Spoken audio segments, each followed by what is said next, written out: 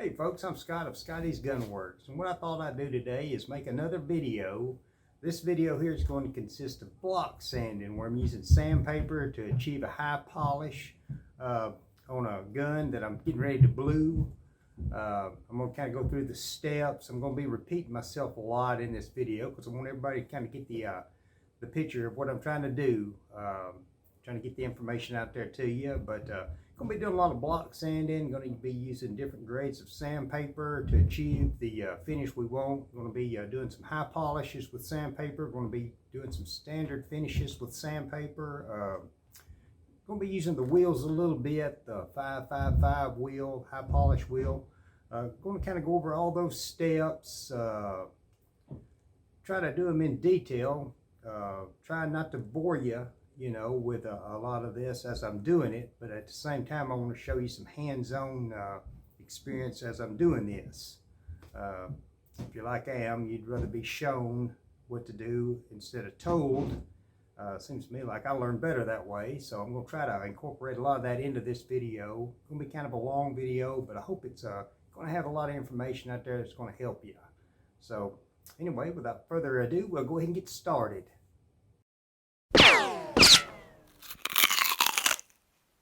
Alright, here's what we're going to be block sanding. Basically got me a little table here set up with different grades of sandpaper down there. This one here is not in real bad shape. It does have a few little pits here and there. As a matter of fact, of course I don't have a cameraman down here, so I'm going to... There's one there's the side I've done started. Basically what I do is I start out in this particular case here with a 220 sandpaper on a cork sanding block that I have. And what I like to do is I like to have a little pail of water over here with a little bit of Dawn dishwashing liquid in it. Basically to keep the sandpaper from clogging up, basically a wet sand. And I just basically go over that with the 220 until I get all the little bad places out of it, being careful not to take any of the engraving off. I've sanded on this in here probably about, I don't know, probably 10-15 minutes. And I got it down pretty good. That right there is probably the first step. And what I do here as I go is I'll go from 220, then I'll go say to 400, then to 500, then 600, and all the way up to 1,000 grit. And of course, the higher you go, the shinier it's going to get, and the little scratch marks will disappear. And of course, if you don't have the wheels there, I've got the 555 wheel over there, and I'll set it up. And I'll just kind of fine tune everything with that. But you ain't got to do that. It's going to look really good even if I don't use that. I'm going to go ahead and incorporate that in since I have it. But anyway, that's kind of the way that is going to go. And I'll go ahead and set the camera up and I'll show myself in action with this. Alright, I think I got that set up where everybody can see it. This is all really common sense. Let's kind of wet the sandpaper. Got 220 on there. Make sure you got yourself a good holding vise. And you basically just keep it flat. And what I like about doing it this way right here, it's a whole lot easier to dip into the little crevices. My cork sander's rounded off, it fits right up in there.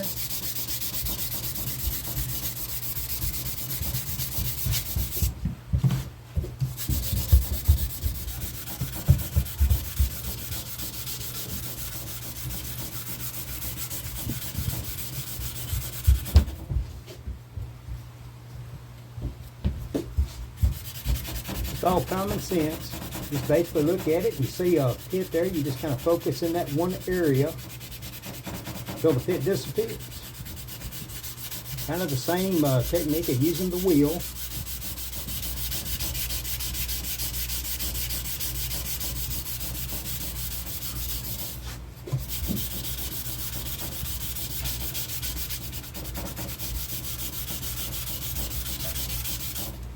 Of course, it's going to turn out to be a really boring video because this is basically what I do here all through it. But if a person's trying to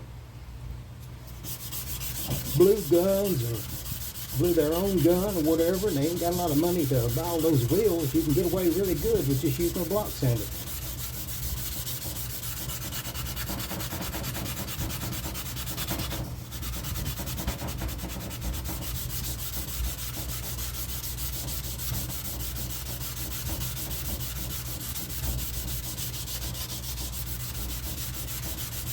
Keep it flat.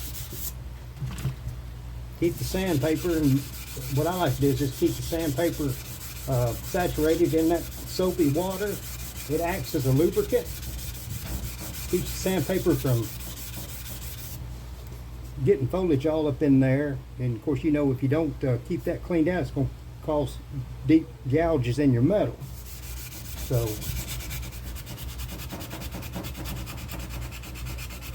most of the time I'll just go down to Lowe's and buy my sandpaper. They got this sandpaper that's got this backing on it, and it's a really tough sandpaper. It's pretty economical.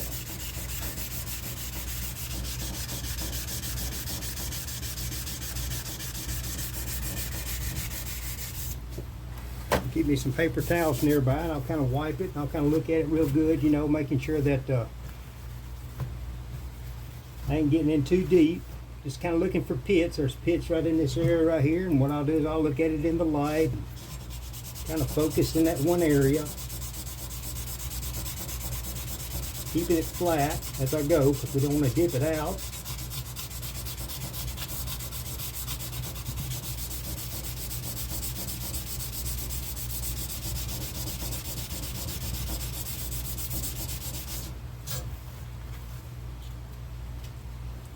Turning the sandpaper over to the new side,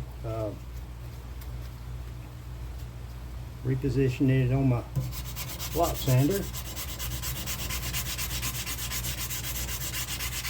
Again, it's all common sense, you know. Obviously, when you wear the sandpaper out, you just turn it to the new side and just keep repeating this technique. Of course, the 220 you're starting out with, the more you use it, it's going to get finer as you go. In this particular case here, we're going to put a high polish on this gun, and I didn't want to start out too low because it's not in really that bad a shape anyway. Just kind of saves you some work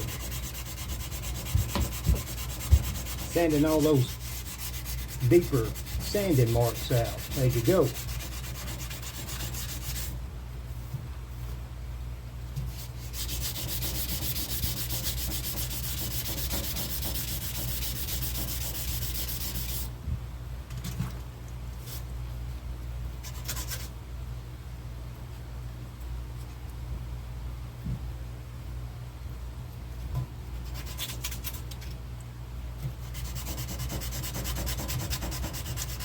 The whole time you're doing this, you always want to keep your eyes on the engraving. Depends on what kind of gun you're using or you're refinishing. You just want to make sure you take any of the character out of the gun. You want to keep everything nice and sharp, the edges nice and sharp. Unless you are really used to using the wheels on the machines, you can sure knock the corners off real quick. And I've been using the wheels for quite some time now, so I've developed a good technique on that. But I'll be honest with you, I like the block sander. I think it really does a good job, and just takes a lot of the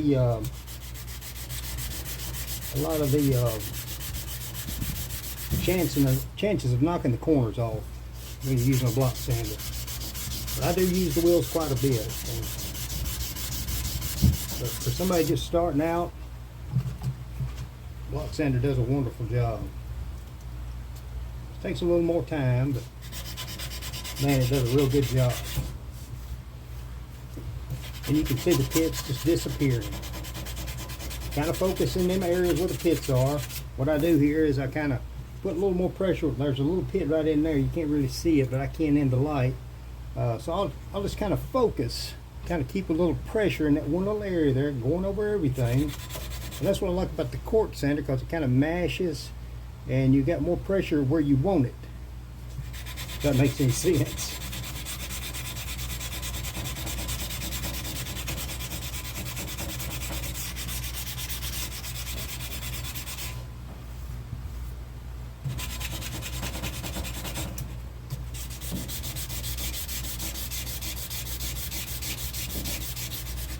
What I like about it too is you really have to sand a long time to take any of the engravings out with a block sander. So you're most likely not going to take them out as you would with a wheel or a machine.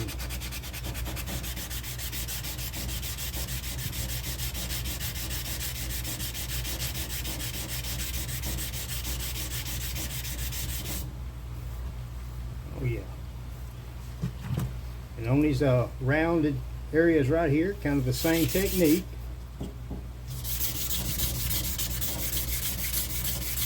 Just keep it moving around. Obviously, if you stay in one spot, you know, take a lot of sanding, but you'll end up flattening it out, and that's something you don't want to do, especially in the round area, like the top of this receiver here. That's why I figure it's better just to show you as to try to explain it.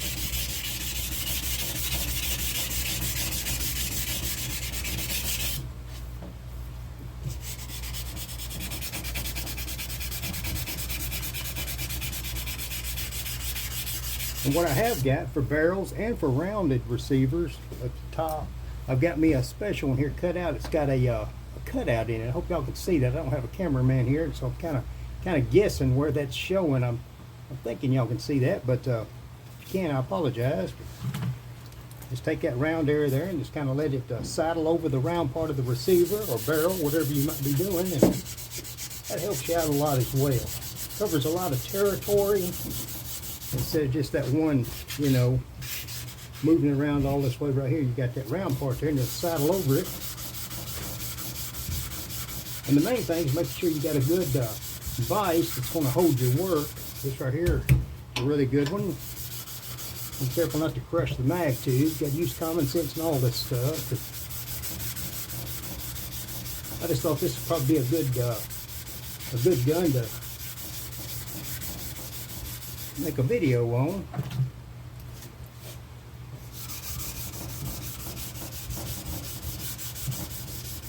And you can see no longer than I've been doing this how much territory I've done covered. And you'll go through a few paper towels because you want to make sure you can wipe off the water and just look at it, spotting any pits. There's some right in here. Get some fresh paper down there and then just kind of focus in that one little area there, keep it flat. I know a lot of times people do this right here, you know, and of course they'll wind up with a rounded area. You don't want that.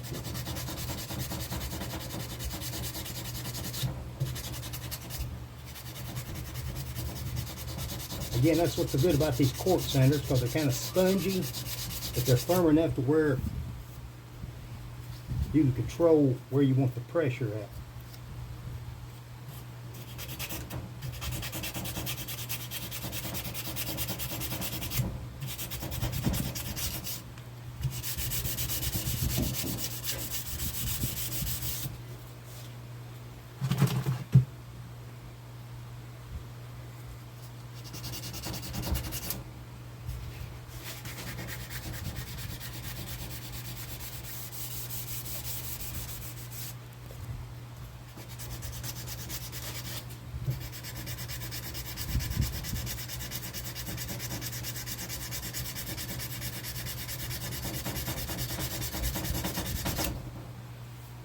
Oh yeah.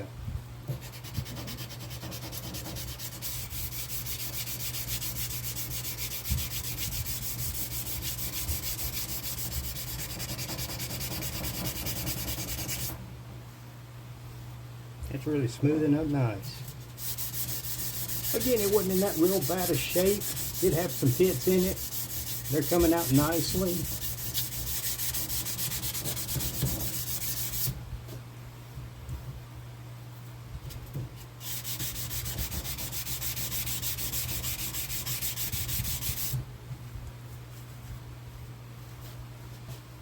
Same way with these little areas down here. You know, you use the flat spot of your sander.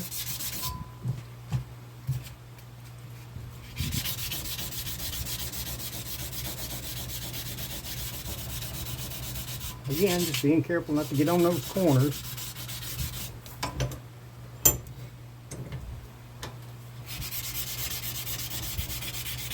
And if you do get on them with the block sander, you'll notice if you're starting to round them off, and then you can change your position. That's another good thing about, you know, using the block sander. That's one of the reasons why I don't like going fast on any of this stuff. You'll notice when a lot of my tools are hand tools, when I'm putting chokes in or whatever, instead of using the blade or a drill or something, I'd rather just crank it with a tool that'll hold the bit. I guess is the word I'm looking for. In this case right here, you know, we can get all the pits out and keep a good eye on everything. So.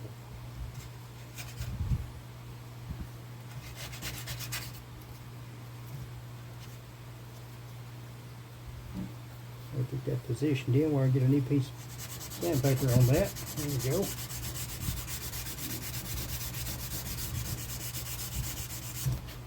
Well, what I'm going to do is I'm going to cut the camera off. I don't want to bore everybody because it's going to take a few minutes to get this down just right.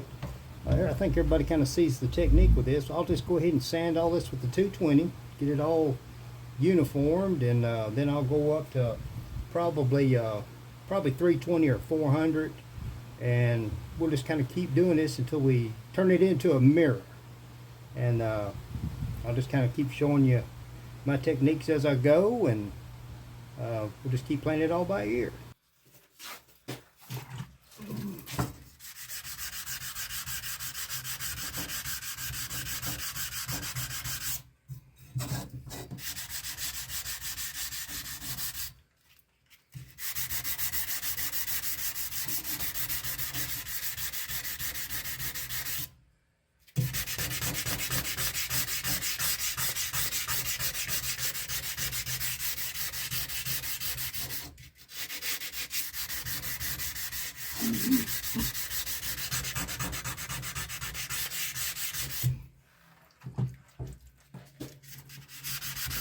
Yeah, the main thing with doing this right here with the block sander, just want to make sure that you keep a really good close eye. I know a lot of times when I've done these in the past, and I've seen other people that's done these, what they'll do is one of their mistakes is they'll, for instance, have a real light stamping. And what will happen is they'll start out with too heavy grade sandpaper. In other words, it'll be a real light stamping. There'll be some pits there. The pit's probably ain't as deep as the stamping, which that's the case in most cases. But because they start out with a real heavy sandpaper, they've done made the scratch marks deeper than the pits or deeper than the engraving or stamping, which as you go up with your sandpaper to take those scratch marks out from the heavier sandpaper, obviously you're going to be taking out the engraving or the stampings because they were lightly stamped. So I guess what I'm trying to say is make sure that you look at the work before you even start on it and make a judgment on what grade you should start out with. In this case here, I started out with about 220, working out really good.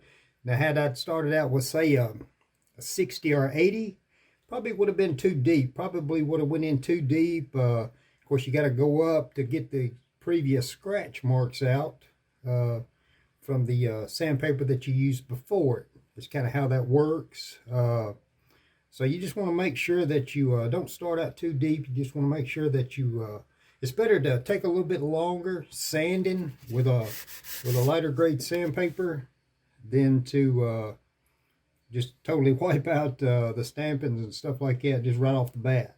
So you just want to go slow with it and pay attention to what you're doing.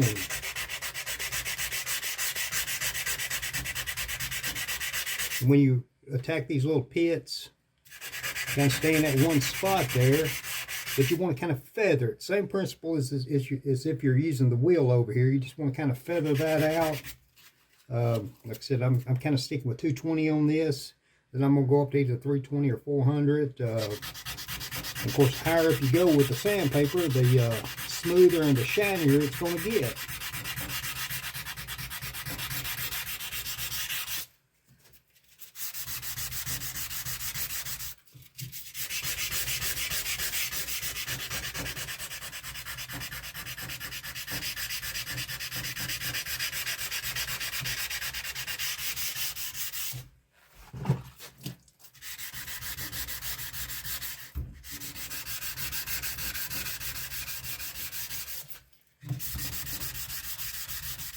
Thing seems to be looking really nice. And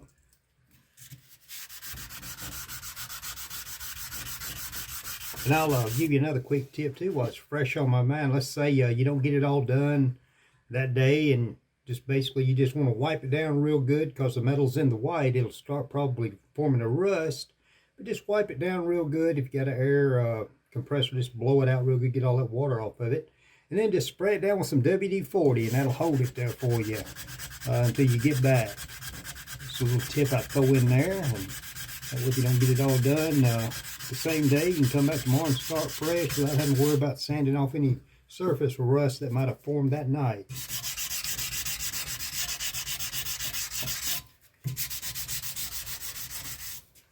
All right, I think I done got it down good enough with the 220 sandpaper. It looks really nice. I just put a fresh piece of 400 on here. So I think what we'll do now is we'll just look at that and see what that does with the 400. I don't think it's necessary to go to 320. It's basically the same principle.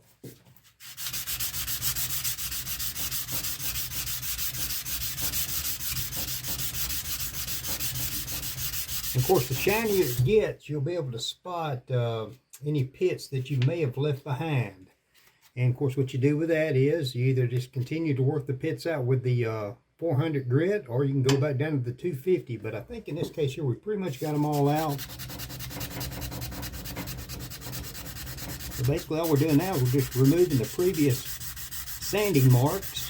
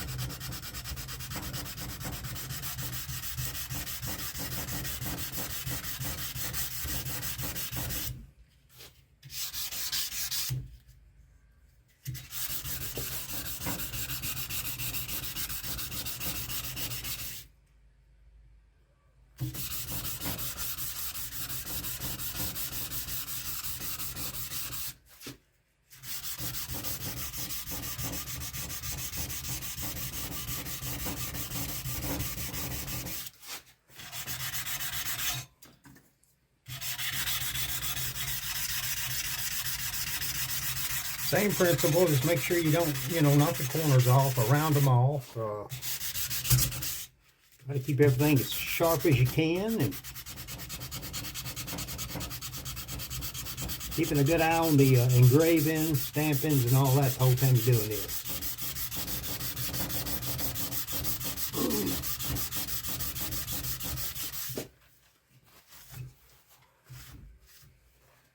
What I do is, as I go in with this 400 here, I'll wipe it down real good and I'll look at it, and just want to make sure that we don't leave any obvious pits in it. Get a little bit of a cluster right in that area there. And what I'm doing is I'm just focusing on that little light cluster, staying off the engraving, using the corner of the sanding block, and kind of feathering it as I go. And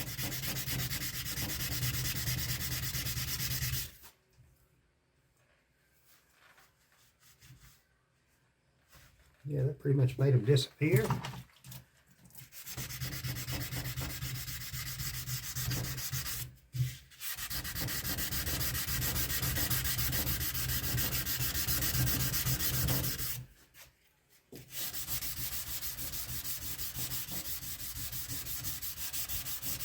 What you do is when you order these sanding blocks here, they'll come in and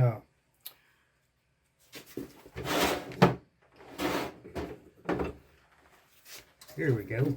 They'll come like this right here. And I just take and I just cut them, and I just custom fit them to whatever I'm going to do. Like in this case here, I cut that, and I just cut that groove in it, to saddle over the round parts, barrels and stuff. And we'll be going over the barrel here in a little bit. I'll show you how I would sand that down, block sanding. I guess what I'm trying to say is you're not going to be able to order these things and they're just all automatically going to be custom fit. So you'll have to kind of fit them to whatever operation you're doing here. And I got a variety of them. I got a bunch of wooden ones down there that I made, and but mostly these cork ones right here work really great.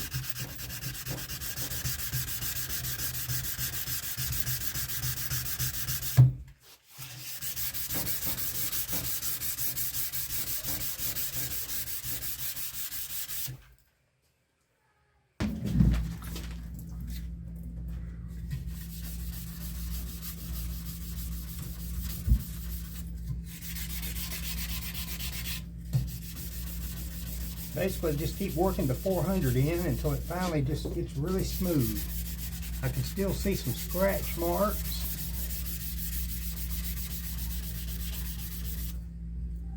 Definitely looking brighter. Try to set the camera up in different angles there so everybody can kind of maybe get a better look at it.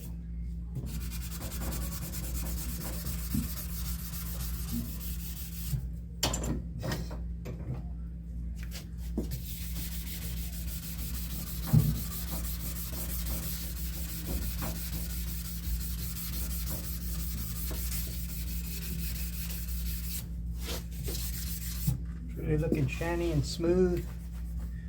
We're getting shinier, smoothing up real good. What I'm doing is I'm just trying to make sure that I got all my little flaws out of it before I go up too much higher with the brightness. It'll save you a little extra work.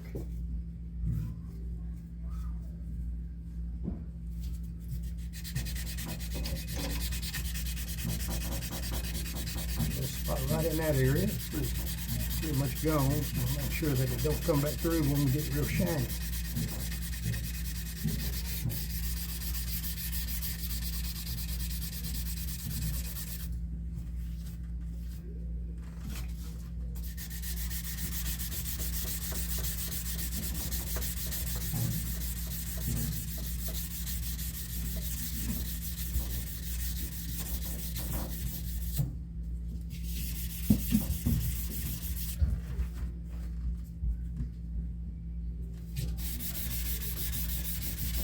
What we'll do is we'll go on up to 500 grit.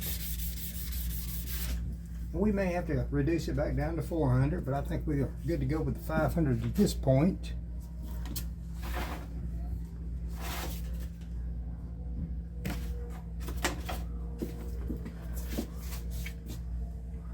Try to get our camera adjusted. There we go.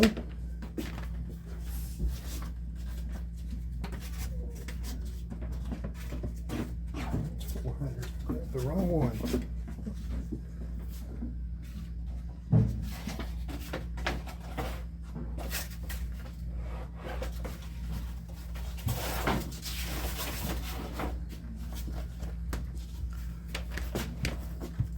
There we go. There's it's a 500 grit. It's a little bit different brand sandpaper, but should work just as well. All right. I like that sandpaper with the yellow backing on it because it's a whole lot tougher. This right here is a little more, not as tough as that other paper, but it'll get the job done. So, the main thing we need.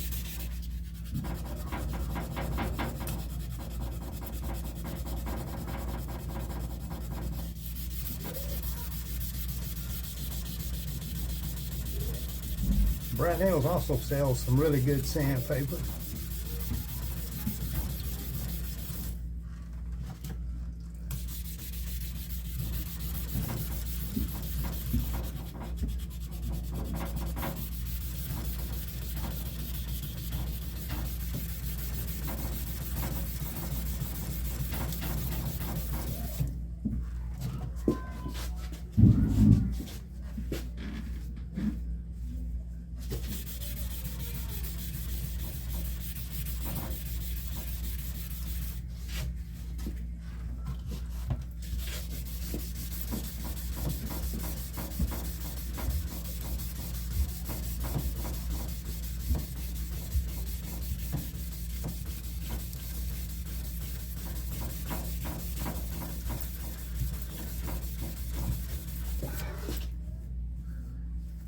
It's starting to glisten a little bit, shine up real good.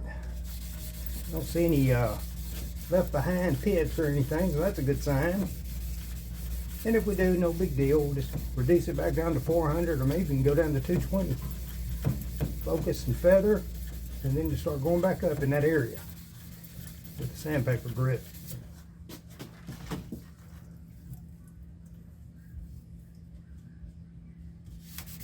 I did leave behind a little pit right there, and I did that purposely, and sometimes you're going to have to do that. You're going to have to kind of compromise. Just depends on where the pit is. In this case here, it was like a little gouge, And it was kind of close to the engraving, so the pit, you really can't tell it's there. If you get to looking at it, especially after it's blue, you probably won't even be able to hardly notice it at all. Sometimes you got to use a little common sense with it. You want to make sure that, I mean, if I got the pit out, what'll end up happening most likely is probably be a real big dip because it's so close to the engraving. I think that the customer would rather me leave that in there as to do all that, take the engraving off, just to get that little pit out. And it's still going to have a dip in it after I do that. So a lot of common sense to be used when doing this kind of work.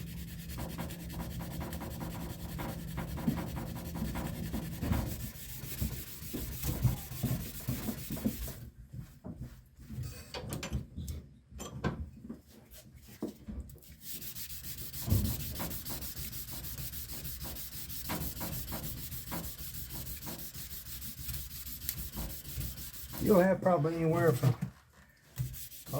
3 to 6 hours polishing one of these. So it ain't nothing that you can do in a hurry.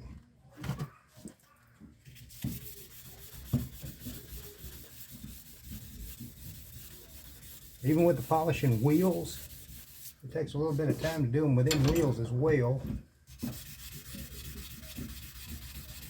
The main thing is making sure you don't take off anything that you can't put back. In other words, you don't want to dip it out real bad or take off any writing or anything like that. That's the main reason. Even if you're using the wheels, you just want to go slow with it. Pay close attention to everything you're doing.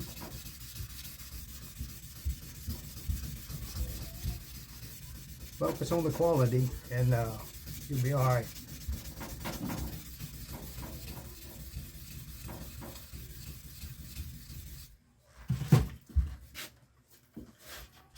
Be careful not to hit that camera.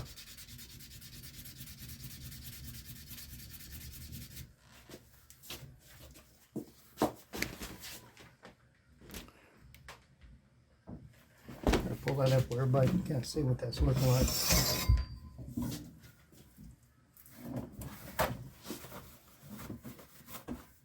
Show you the difference between the 400 grit and the 500 grit.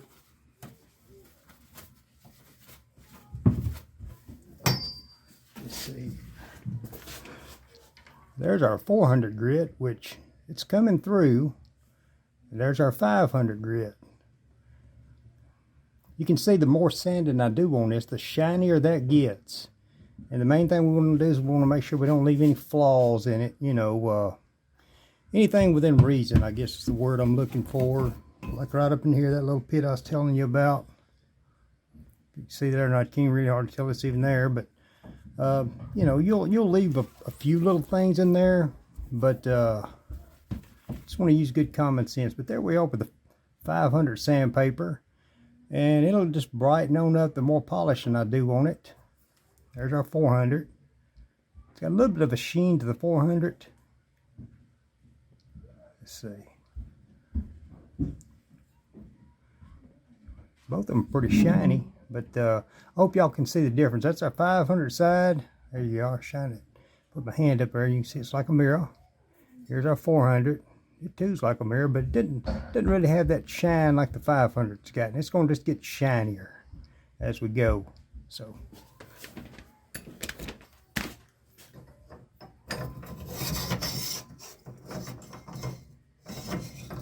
I'll probably just cut the camera off and save you a lot of boredom here, and just everybody kind of sees the technique here, and I'll just go on ahead and buff everything down with the 500, and then we'll show you the after effects, and then we'll probably go into the barrel.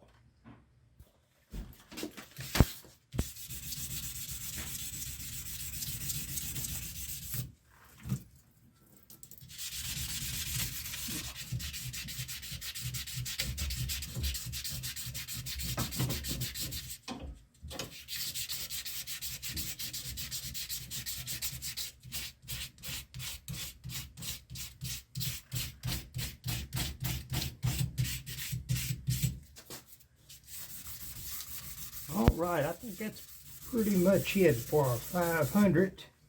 So far so good, don't see any real bad flaws or anything that we may have left behind.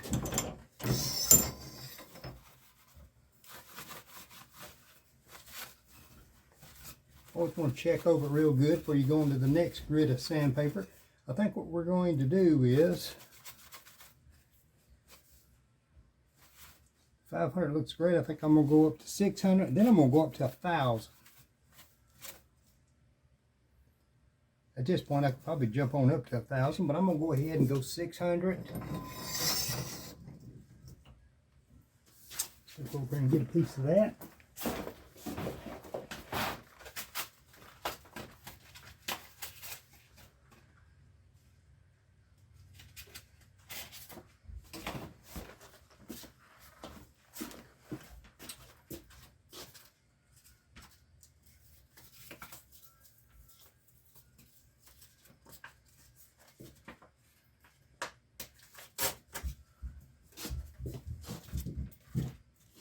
What you can do after you get done with your sandpaper, if it hadn't wore out, you can just lay it out and it dries and use it on the next job.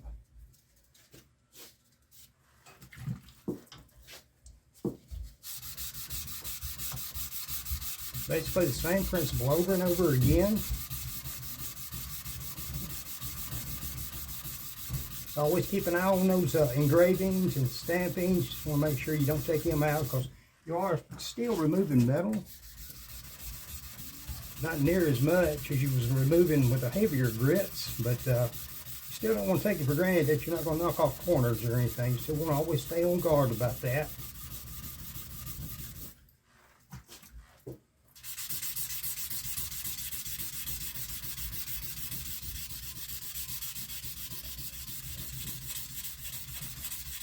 Hope that camera's adjusted.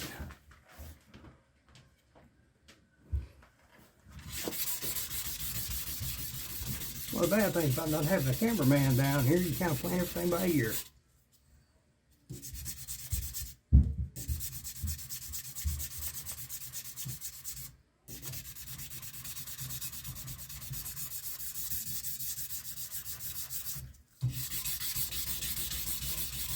Of course, the further you get into this, the quicker it's going to go for you. Because now we done got pretty much all the bad places out of it. All we're doing now is just establishing the brightness at this point.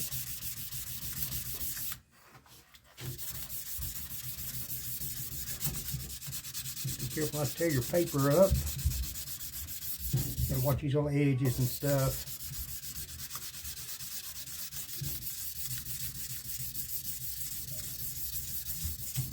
Try to show you a comparison between the 500 and the 600.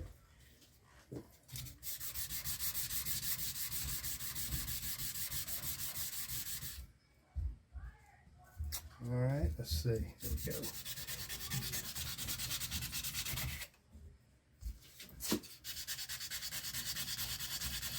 Right up here in these little areas right here, you definitely want to pay close attention to them. I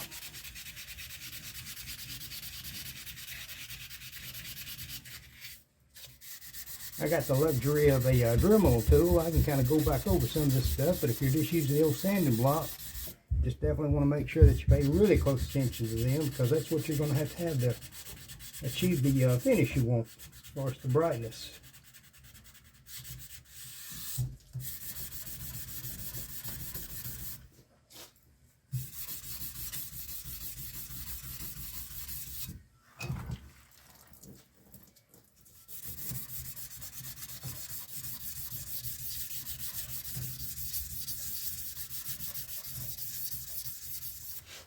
Let's see if we can't see a comparison with the 500 to the 600.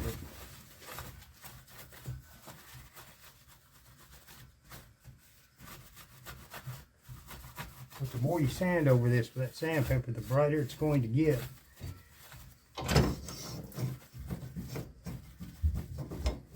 That's our 500 side. This is our 600 side.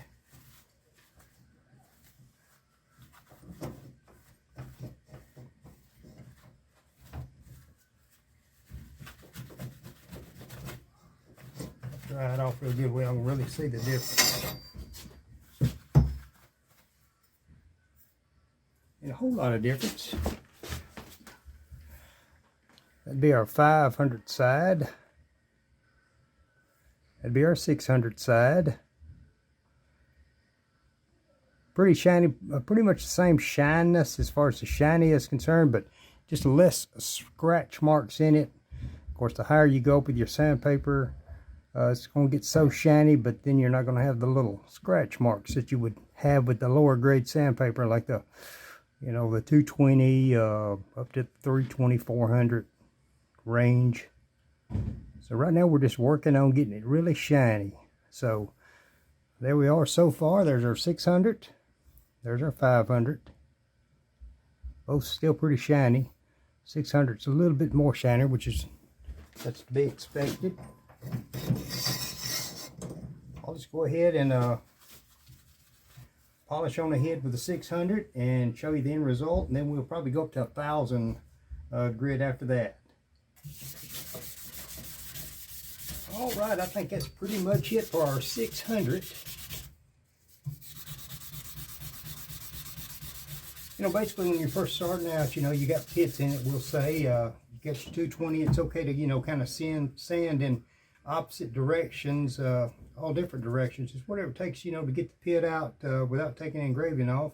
But after you do the 220, I always like to find out where the factory had their sanded marks and go in the same direction that they put in it. So really after 220, you'll be sanding pretty much in the same direction every time, all the way up to your finished product, which in this case will be the high polish.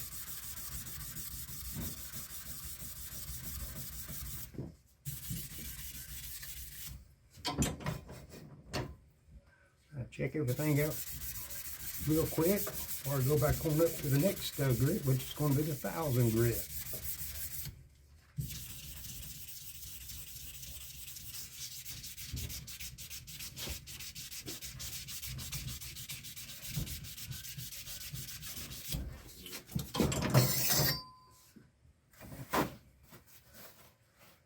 Kind of look at it, kind of take the paper down, kind of wipe over everything. Just basically what I'm looking for here. I'm just looking for any more pits I might have left behind, or going up with the high polish with 1,000 grit. And if you do get the 1,000 grit on there and it's really shiny and you spot some places, all you got to do is just, you know, use your own judgment. Probably go down to 220, take the bad spot out, feather it all out as you're going. You know, just common sense. So anyway, got a piece of 1,000 grit here. What we're going to do with it is we're going to go ahead, you know, and put the final finish on it. Now you can go all the way up to 2,000 grit, but what I do is I just go up to 1,000 grit, and really that's really about as shiny as you can probably make it. Of course, higher up you go, it will be a little bit shinier the higher up you go, but what I do, I stop at 1,000 because I've got the 555 polish array over here. And it just pretty much tunes it up real good, I guess. Just really puts that real finished look to it. Again, this right here probably be more than enough. But that's the reason why I always stop at 1,000, because I got the 555 over there. So yeah, you can get the stuff up to 1,500 to 2,000 grit at Lowe's, as a matter of fact. So if a person don't have the 555 wheel, pick up a couple of sheets of that or a couple of packs of that, and use about 2 sheets. That's all you'll ever go through per gun.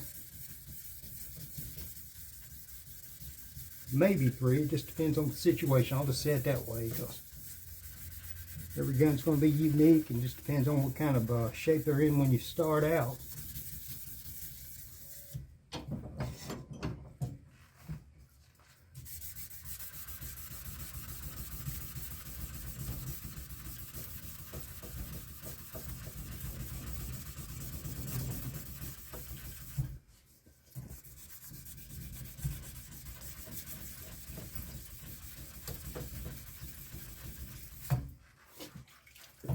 Basically what I'm doing is, as I've said earlier, we're just getting the previous scratch marks out, and the higher grit up you go, the higher grit, the smoother it's going to look.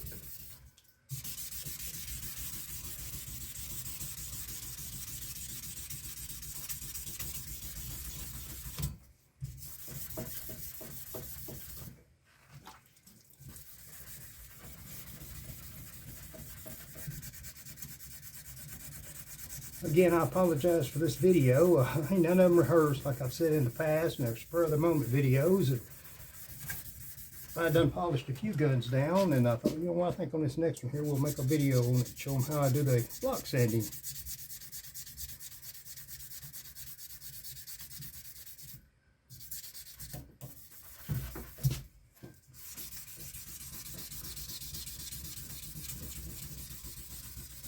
Ain't none of this stuff really set in stone. You just got to kind of use your own judgment, your own common sense with it, and there ain't really no one right way to do it. I guess the right way would be to just take your time and be careful not to sand off anything you don't want sanded off.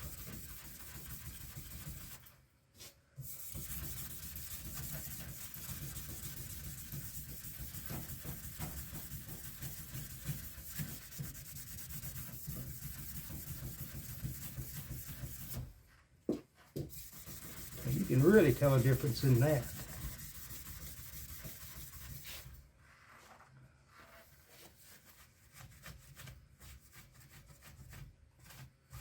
Try to show you a comparison to the other.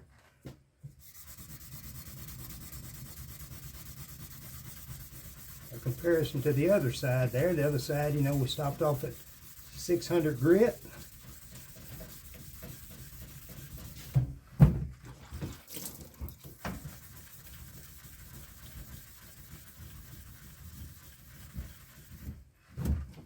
Now again, you know, 1,000 grit is probably as high as you'll need to go.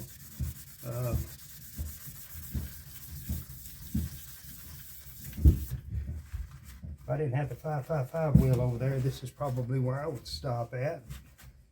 Everybody's a little different.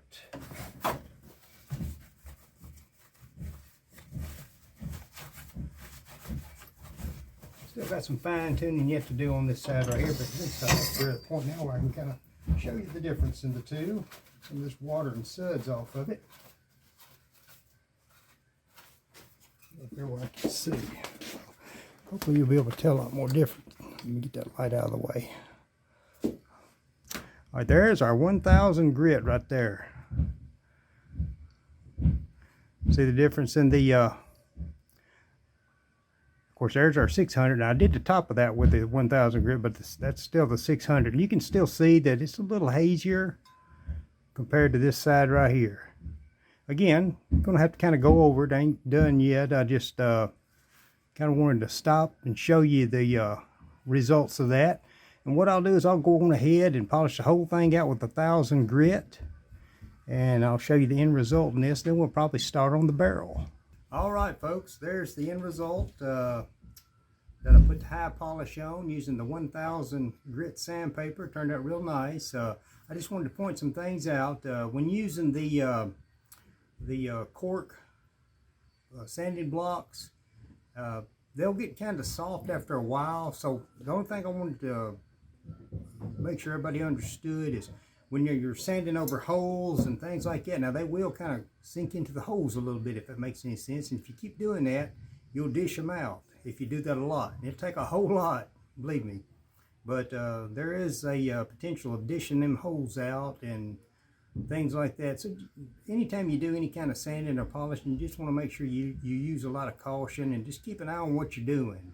I just wanted to point that out while that was fresh on my mind.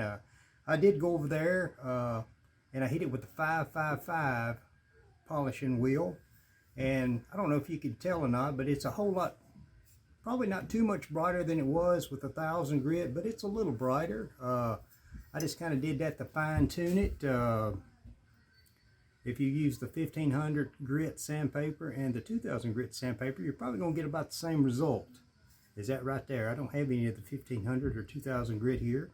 But that's probably the result you're going to get if you use that. So if you want to go a little brighter than 1,000, go with those two extra grits of sandpaper, and that's what you should come up with. But we'll get on the barrel next, and I'll just keep throwing out any information that comes to mind as we're doing that. All right, here we go. Got me a little pan of soapy water there. Hope everybody can see that on the camera. Starting out with 220.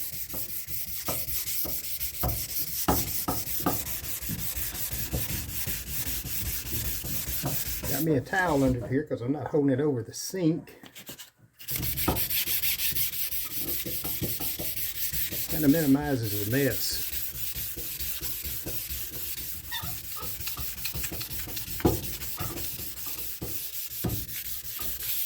And I'm using the sanding block that I got the little cutout in. That way I can saddle it over the barrel and keep it straight. There's all kind of techniques of doing the block sanding on round parts. And this just seems to work best for me. I'm going to just kind of go over the whole barrel. Right now you can't really tell too much about it. It's got that old brown rust on it. Well, be careful not to tear your fingers up going against things like that.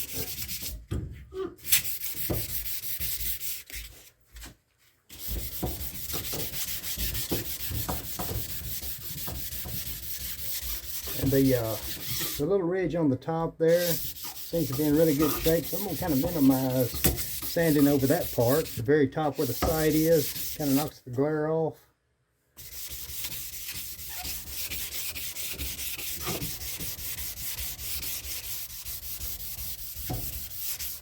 I'm going to go over the whole thing like what you see here, and then I'm going to dry it off, and then I'm going to look, and I'm going to try to find the bad places in it, and those are the places I'm going to really focus on. Don't want to waste a lot of time going over the whole barrel if the whole barrel don't need it. Definitely want to keep everything feathered in. Don't want no waves in it or anything.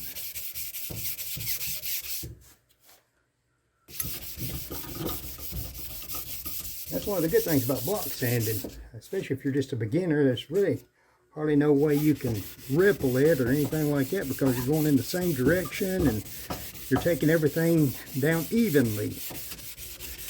Of course, if it's got pits in it, you'll be focusing in them areas where the pits are, and that's where your dips are going to come in. So you definitely want to keep everything feathered in. We'll go over that. I'm sure there's some spots in it. We'll find the spots here in a minute, and then we'll kind of go over that. Same principle as the receiver. It's really good under here.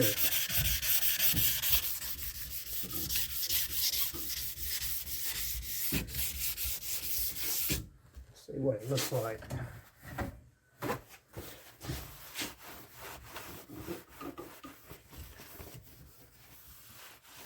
There's just a big pit right there. I hope everybody can see that. Let me get the... Yeah, right there's a pit. It's actually just a cluster of rust, but there's a pit under it. So that's definitely a spot I'm going to focus on. There's some more little spots I'm going to focus on. And basically what I did is I went over with the 220, start the ball rolling. It'll help me to spot those troublesome spots. And then what I'll do is I will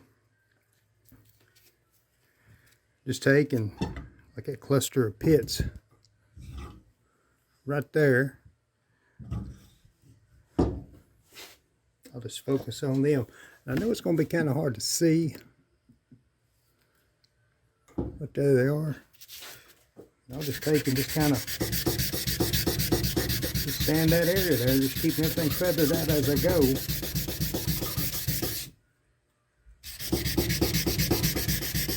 Again, we got 220 on there. You could probably go down a little bit lower if you wanted to, but I think we'll be able to get the same results with this 220. It might take a little more time, but I don't think it's going to take that much more time. By the time you go down with a heavier Grit Sandpaper, and then you got to sand those sanding marks out.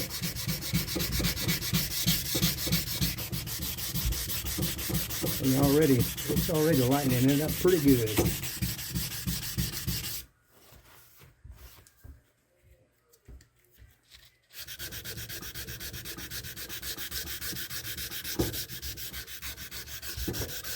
Again, I apologize. Don't have no cameraman down here, so we'll just kind of hope everybody can see what I'm doing here.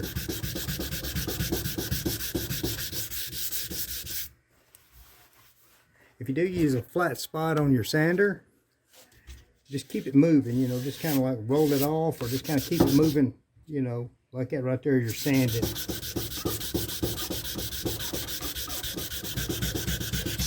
Just keep doing that until you keep everything feathered out and it disappears. the pit.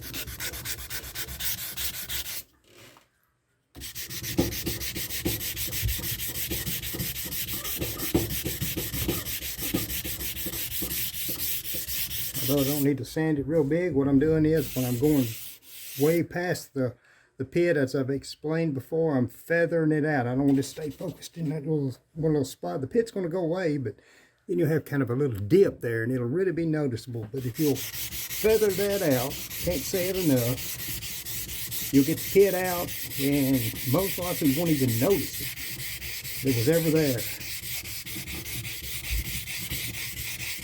And I'm getting right up here on this matte finish where the sight is.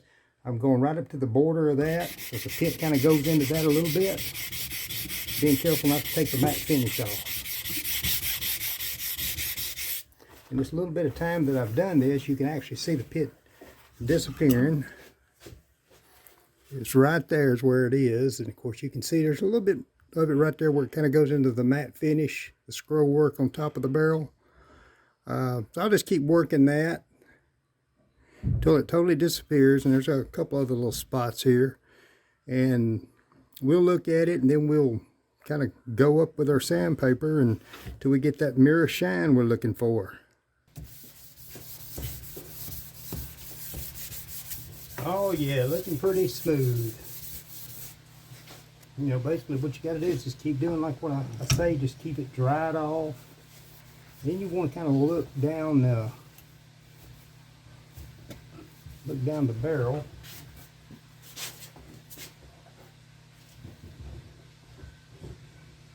And what I'm looking for is I'm looking for any dips. Everything seems to be really nice and smooth. Of course, the shinier this gets, the more pronounced those little dips show up. I think what we'll do is we'll go over it a few more times with the 220, and then we'll look at it, and then we'll probably go on up to either a 360 or perhaps 400. All right, I believe we about got it down with the 220.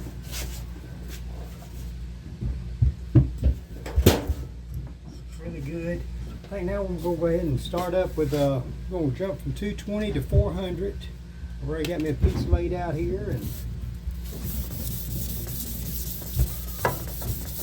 start sanding that, and we'll just see if we can't brighten it up. Now here's the kicker in all this. The shinier you get it, the more spots you'll notice that you may have left in it, which is no big deal. You got two choices here. You can either keep going on with the 400 until they come out, which is going to take a lot of sanding, or you can jump back down to the 220 and just focus in them areas. The only way you're going to know is to hit it with the 400 and brighten it up. Take a look. They're not too bad. I'm just going to go ahead and go on with the 400. And I'm going to go on up from the 400 to the 500 until we get that little shiny finish we're after.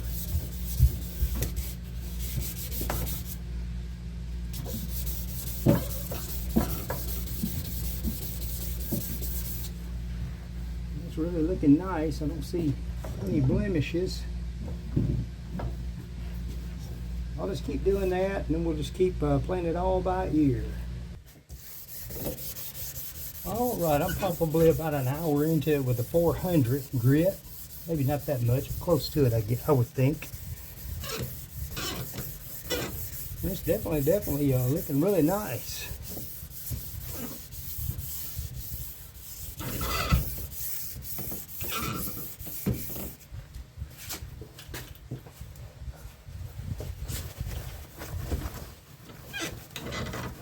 Starting to gleam.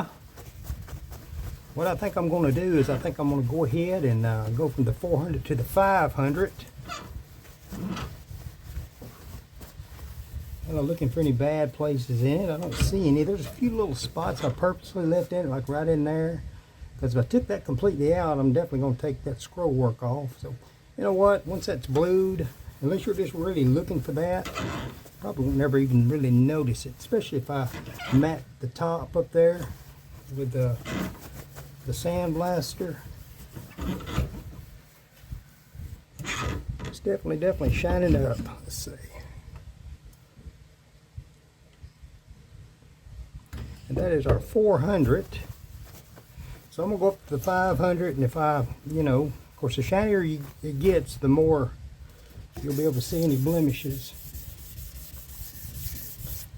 Like I've said before,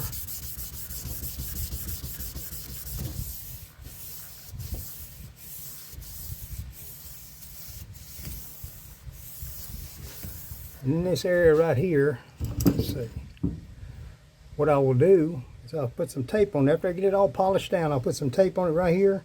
Then I'll, like a shoe shine, I guess motion's the best way to describe that. I'll polish that little ring up right there with a shoe shine motion. This right here I'll leave alone. I'll just clean it up because that goes up into the receiver, and we don't really want to alter the size of that. It's in good shape anyway, but yeah, kind of a shoe shine motion on situations like this right here. But I think I'm gonna go up to the 500, and we'll just kind of see what it looks like when I do that. So there we are with the 400.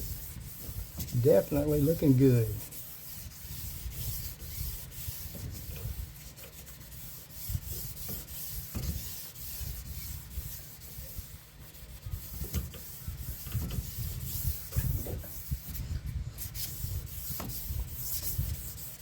I always like to take long, even strokes with this because we want to make sure that we don't, cross it like that, because you can see the little scratches it leaves when you do that. So always make sure they're good and even and straight. You can polish them out, but it's just more work you got to do.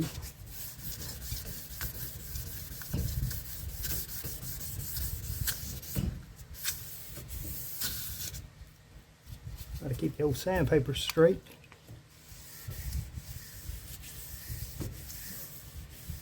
And you also want to make sure that you're careful not to hit your hand on things like that as you're sanding. You'll rip your fingernails and everything else. After you do this a while and you take a few battle scars, so to speak, you'll learn to be really cautious about taking care of your hands. A lot of times I'll wear a pair of gloves, like the blue or the black rubber gloves you can get. And that keeps you from getting dishpan hands.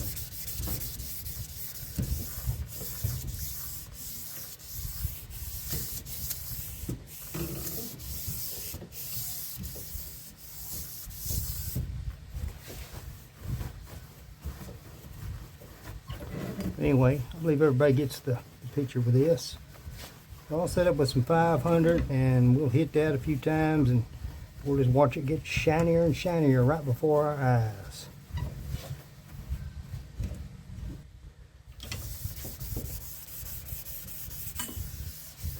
Alright, I think I'm about went as far as I can with the 500. It's looking really good, and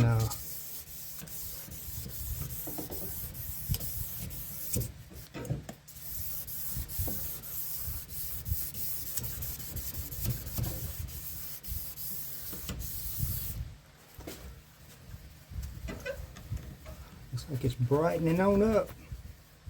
I think what I'm going to do now is I'm going to go over with 600, and then we're going to hit it with 1,000 grit. I believe everybody can see that it's definitely shining on up. Tell you what I'm doing, I'm going to take the camera and move it around where maybe y'all can see it a little better. There's our 500 grit. Get the smudge marks off of it.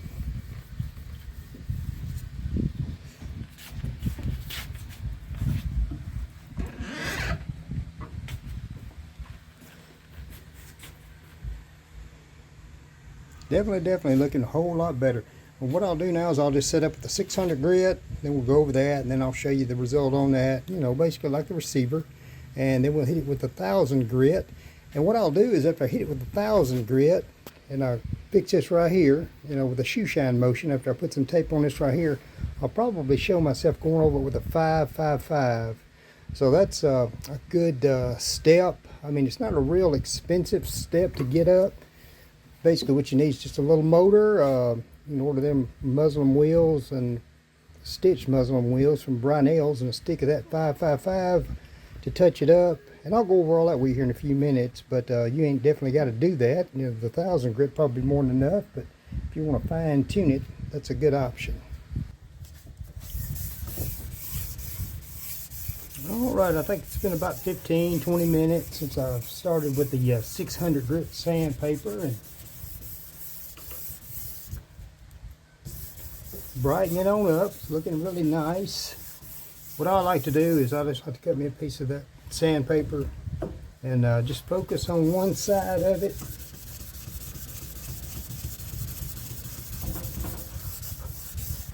Till I get it pretty much in order. Then just kind of turn the barrel around. Focus on the other side. Of course, I done one on this side right here. I'm just kind of for demonstration purposes.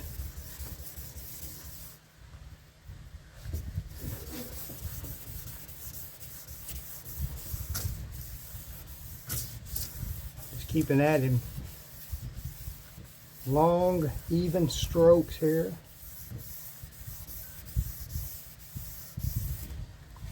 But you know, you can move around and move that block around and you can actually see the little little marks.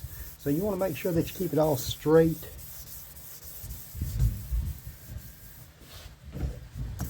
I believe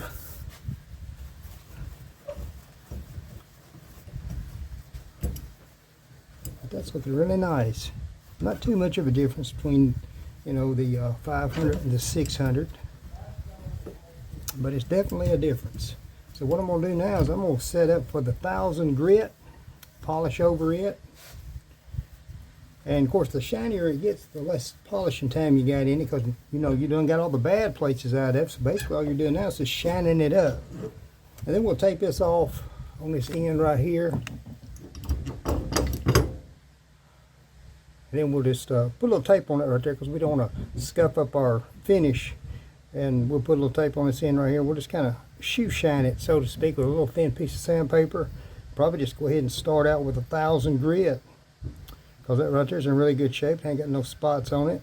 And that's how I would get the round pieces. You know, just tape up the work that you already got finished, and then just kind of isolate them little areas with a shoe shine motion, so to speak. And I'll just kind of demonstrate that here in a minute.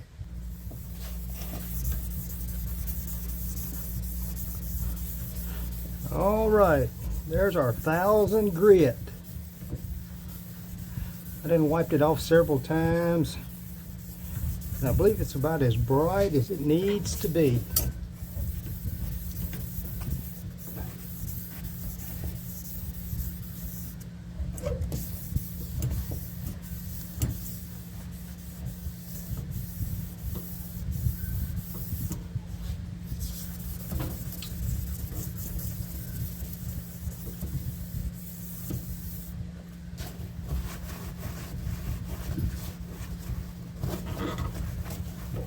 Right there alone would be enough. You wouldn't even have to hit it with the 555, although I'm going to hit it with the 555 and demonstrate how I would do it. But if you didn't have the 555 wheel, you could, like I said earlier, you could go ahead and get some 1500 sandpaper and then fine tune it with the 2000 sandpaper. Probably just get the 2000 sandpaper and fine tune it with that, and probably get the same results as a 555 in most cases. It's been my experience.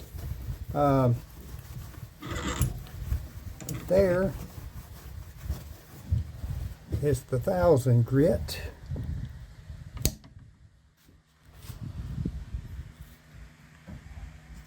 What I'm going to do is I'm going to put some tape around this right here to kind of protect this part, and then I'm going to just shoe shine that right there with a piece of sandpaper and shine it up. And you know, I'll probably start out with 1000 grit, which that's in good shape. It'll probably brighten on up since I'm going to hit it with a 555 anyway. But that right there probably blew up really nice. I mean, where you wouldn't even have to use any of the polishing array, but since I have it, I always use that instead of the 2000 grit sandpaper. Anyway, there's the barrel. I'll go ahead and tape this up and demonstrate how I would do that if I didn't have the wheels. All right, what we do here is we're just taking, to get this little place right here, what you basically want to do is you want to tape everything off you don't want to hit with the sandpaper. Of course, this is 1000 grit, so it won't matter too much. But what I do is I just put a little tape on it there to kind of keep it bordered I guess if you will. And then I just do the shoe shine motion on that until it gets bright. In this case here, this right here wasn't in really bad shape at all. So it's basically the principle behind doing that. Kind of isolates the areas. In this case here, we didn't polish that really good, so I just want to keep the pattern in the same direction. I guess this is what I'm doing. In this case here, we went this way long ways with it. And this right here, we're going to go this way right here with it. Of course, you know, if I had the 1500 and the 2000 grit sandpaper down here, I'd go on up with it. But in my case, I've got the 555 wheels. And we're going to go over in a few minutes, and I'll show you how I would fine tune it since I'm not using the 1500 or the 2000 grit sandpaper. Just kind of fine tune it. Don't really have to do that. You can see how shiny that is with just the 1000 grit sandpaper that I started out with on that, because the metal was in good shape anyway. And that's another point I want to bring up. If you got a good barrel, for instance, or anything that don't have no pits or anything like that in it, you don't necessarily have to start out with 220. You got to kind of use your own judgment with it. Like I said earlier, you can kind of test it out, you know, by maybe starting out with, I don't know, 500 grit. And if it looks like it's brightening on up, then just start from there. So you got to use a lot of common sense with this, and there ain't no real ground rule to this other than just using common sense with it. Basically, this is how I always start them out when I do a high polish or any kind of polishing routine. If I'm going to do a standard routine, most of the time I'll start out with 220, get everything polished down real good, you know, elongated polishing strokes, and then I'll put the spun look to the barrel, for instance. Well, how you do that? Well, you basically have to take and do the shoe shine motion on the whole barrel until you kind of got that spun look to it. And I'm going to go over that with you here in a little bit. But anyway, what we're going to do now is we're going to set up over here on the 555 wheel, and I'm going to go ahead and fine tune it, so to speak, and get this one finished. And go. All right, here we are over here at the 555 wheel. In my case, it's just the way I would do it. And what I would do is give me a loose muslin wheel over here. I get it from Brunel's. Just a loose muslin wheel. I'm gonna wear this one down a little bit. They're usually 8 inches round. And then I get some Brunel's 555 polishing array. I hope y'all can see that. I'm just kind of faded. Put it on the wheel here. Just basically blend everything in with it.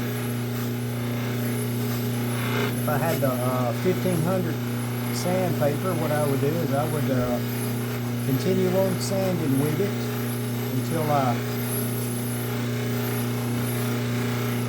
got everything blended in. And you know, the 1000 grit sandpaper worked really good. I mean, it was actually pretty much ready to blue like that.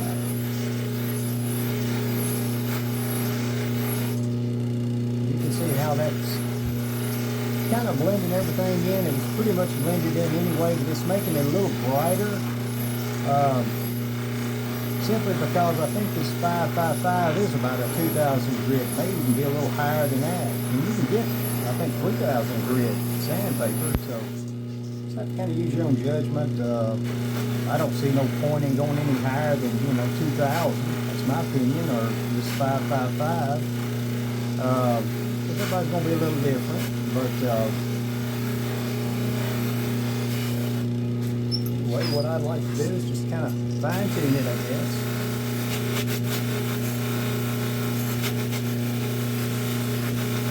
Now, that looks really nice. Let me explain my next step here.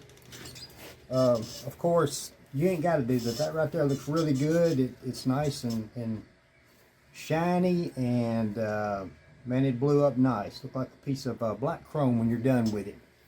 But what I like to do, and I don't know how I can explain this, but I'm sure going to give it a try. If I wanted to put the spun look to this, real high polish look, what I would do, and this is what I always do, is I'll take this 555 and I'll demonstrate it.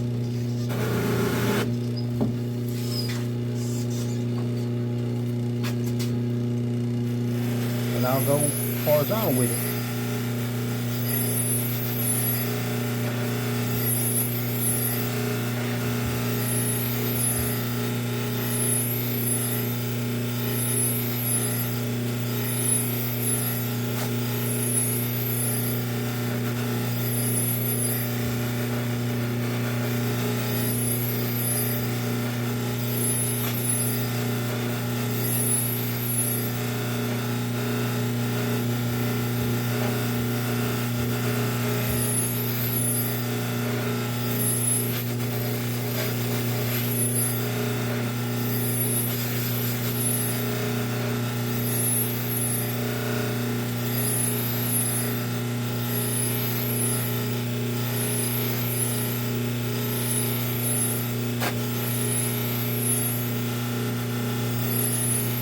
Keeping it light, don't have to put a lot of pressure on it at all.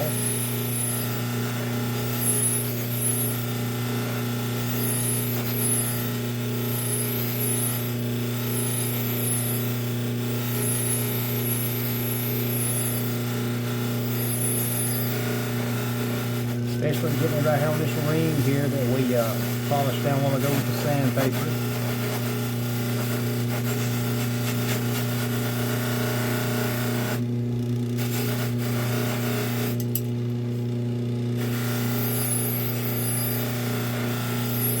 Keeping it straight.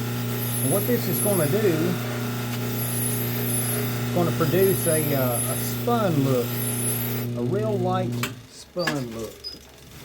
And it doesn't really matter that much on the high polish. Of course, on your standard finishes, you know, you'll want that. But the reason why I like to do it on the high polishes is because, let me see if I can explain it. Picture a piece of plastic. Okay, and the plastic's out there and it's shiny. You shine a light on it and it's going to be shiny. Okay, well, that same piece of plastic, put a reflector behind it. Now shine the light on it. It's going to really pop. You know how a reflector does. Well, it's kind of the same principle with putting that spun look to it with a high polish. To me, it just grabs the light and it makes the bluing look like a royal deep blue, if that makes any sense. And like I said, you ain't got to do this. You can just keep it long ways if that's what you want to do, because that's going to look nice too. But for me, since this gun already had a spun look to it anyway from the factory, it wasn't this shiny from the factory, let me go ahead and say that. But it did have that light spun look to it. It was shiny, but it had a light spun look to it as well. I wanted to put that spun look back on it. Again, it'll grab the light when the gun is blued. I don't know if y'all can see any difference in that, but you can kind of see, and you can barely make out the spun look, the spun marks in it. But when that is blued, it really grabs the light, and really produces a really nice bluing finish. And I did the same thing on the receiver. I don't know if I showed myself. I don't know if I showed myself doing this on the receiver or not. Anyway, it's the same principle. And what it does, folks, is it, like for instance, right in here, it kind of borders it off. In other words, it defines the border. You can't really tell it that much, but it kind of gives the borders more of a sharper look, I guess. Like I'm starting out like this right here, giving it the spun look.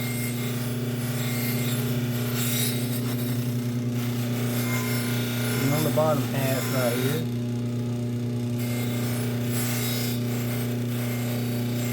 And real light with it.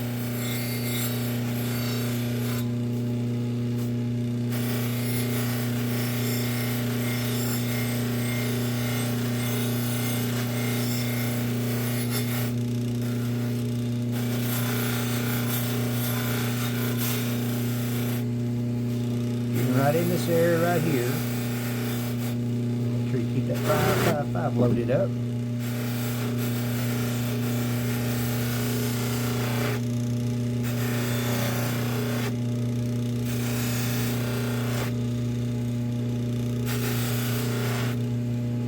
I don't want to throw too much information out there it's going to confuse you, but I think it's really important that you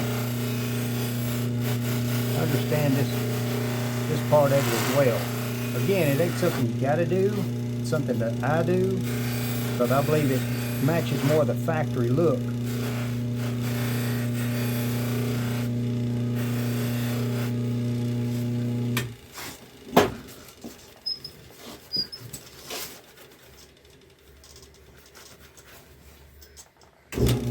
With the flat side there, you'll want to keep that flat.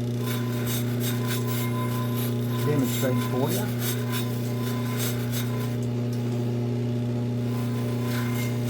I guess what I'm saying is anything that's going to get the spun look is going to be something that's rounded.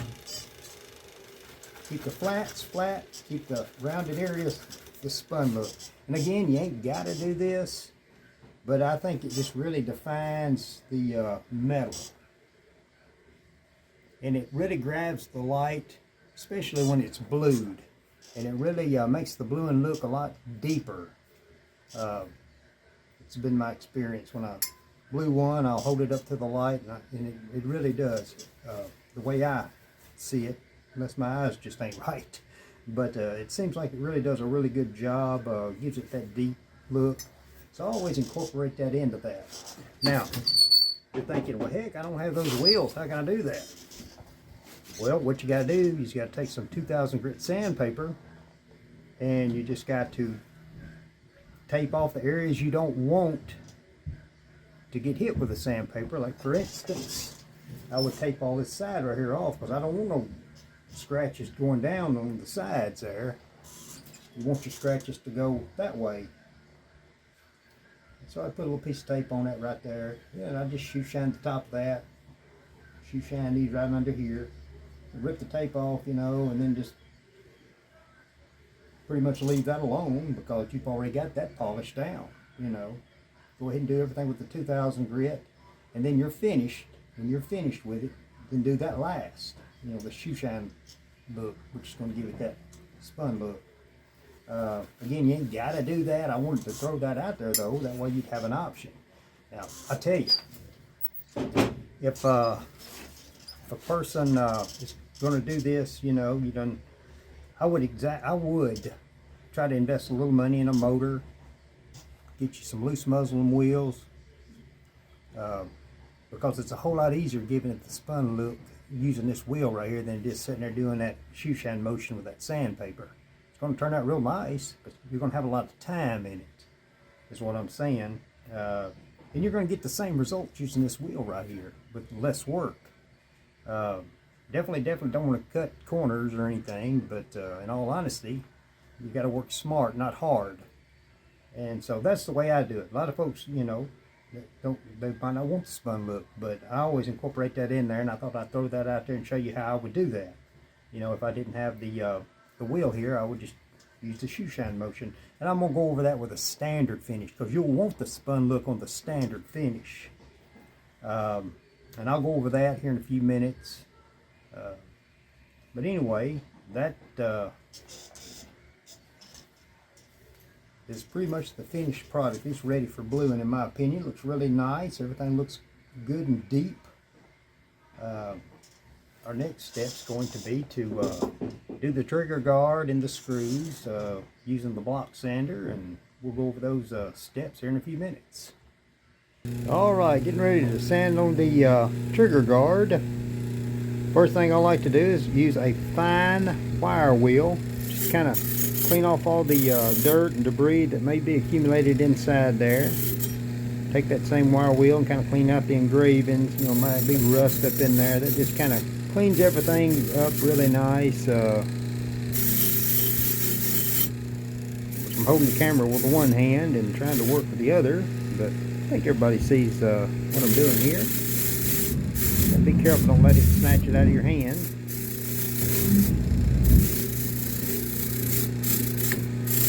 Get that all cleaned up and ready for sanding. Alright, here we are over here at the sanding table again. What we're going to do is start out with some 220. Got it in a nice little holding vise there. Wet your sandpaper down and just basically start sanding on it.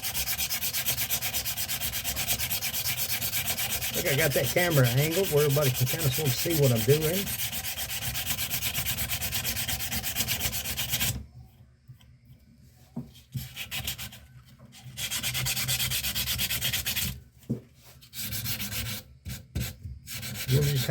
You want to have several different block sanders when you're doing something like this right here. You want to kind of get all the edges, or not the edges, but the flats.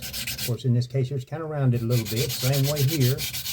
Kind of move it around a little bit. We don't want to produce any flat spots. And just have your sanding block, you know, kind of get up in these areas right here.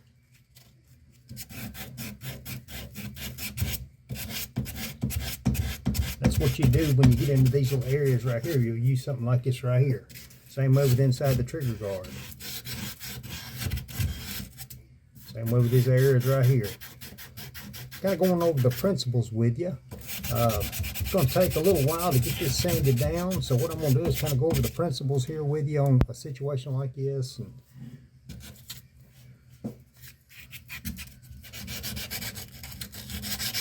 I won't bore you to death by making you sit through the whole routine, but I'm going to take this 220 here and I'm going to take all the bad spots out of this, doing these same little methods I just showed you, and I'll show you the end results.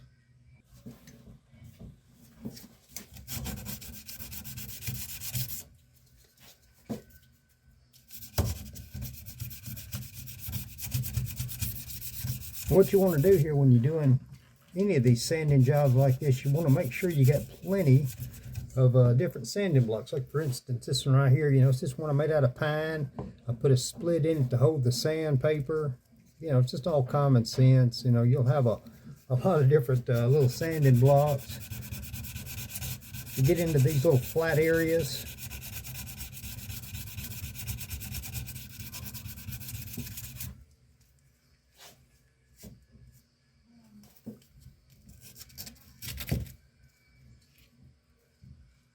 And sometimes they can be aggravating.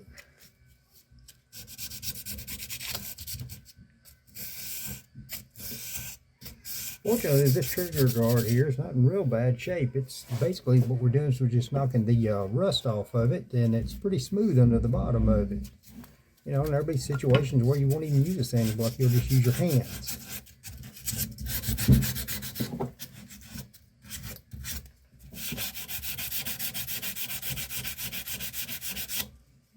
You'll have some sore fingers too after a while, but it's all part of the gig.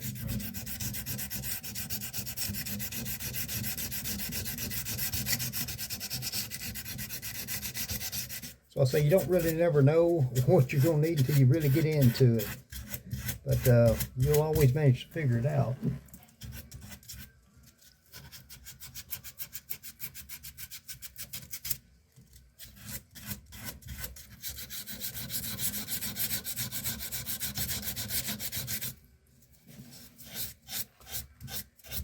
And basically what I like to do is just go over everything with the 220, starting the ball rolling with the 220, and kind of spotting any pits. Got a little pit over here on this side. Look like we got one right in that area right there. And just try to find the appropriate sanding block that will get in there and get that. You know, sometimes you may have to make one. I've got a big thing of them over here, but most of the time I always end up having to custom make one for the situation. And I'm thinking, well, good, I'll have that for next time. But most of the time that works out good that way. So I'm just using kind of the corner of the block in this situation right here to focus on that pit. I don't know if you can see that or not.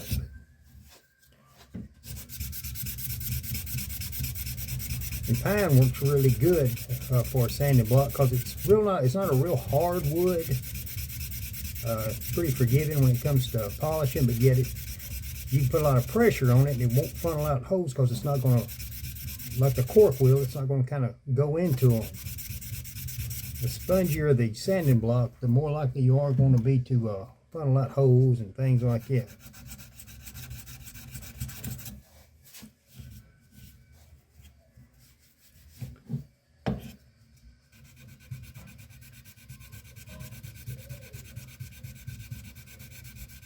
A lot of detailed polishing involved in doing this kind of work. Something you got to kind of have a passion for.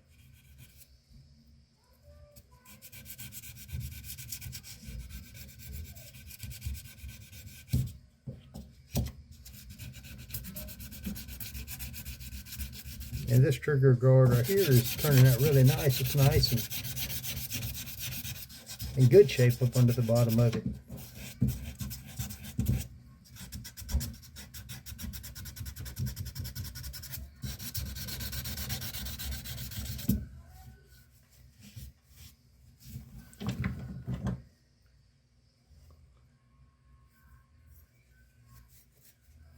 Anyway, I'll just keep doing that until it gets really smooth, and then we'll go up with the next grit sandpaper. What you want to do is you want to kind of have you a good little holding vise here, being careful not to crush the trigger guard with it. Snug it in real good, and that way you can get all the flats. Again, a lot of detailed sanding involved in this. Wear a lot of sandpaper out.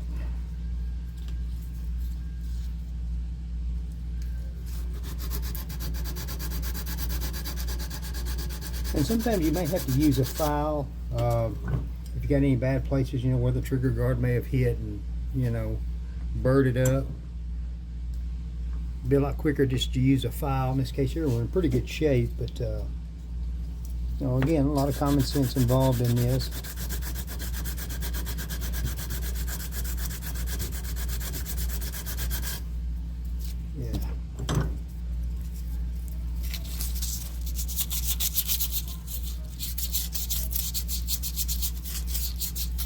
I went on ahead and used the sanding block, this right here, you know, to kind of get any bad places outside that was inside the trigger guard here, and just kind of fine tuning it with my hands here and sanding it with my hands. And you'll do a lot of that when it comes to these odd shaped pieces.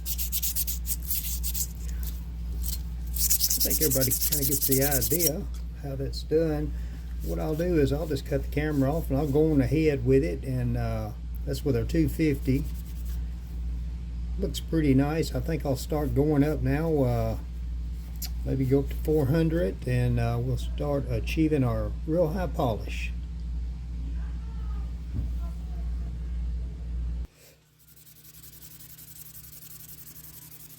All right,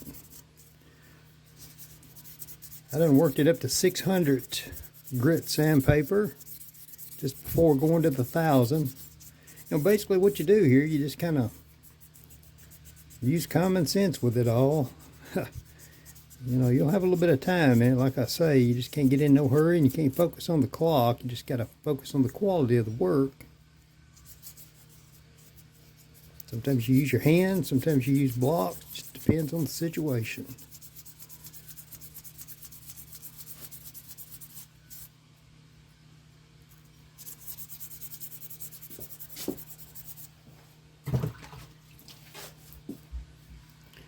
See, it's starting to shine up there a little bit.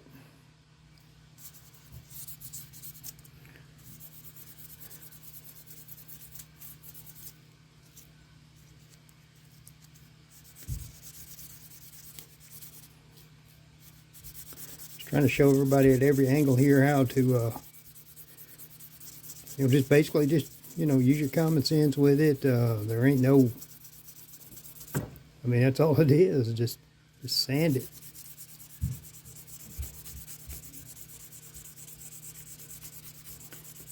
You know, what I like to do is like I said before, I like to get all the bad places out with a wheel, with about a 140 polishing O-ray. And once I get all the bad places out, then I'll start, you know, block sanding it. And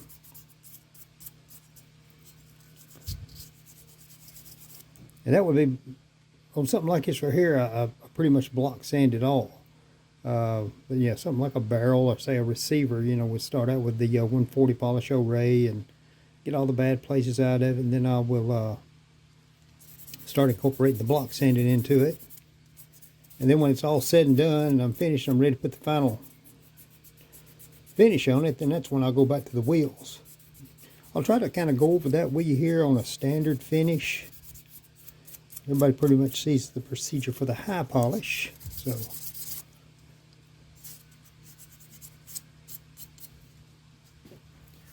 anyway, I'll just keep at it, and I'll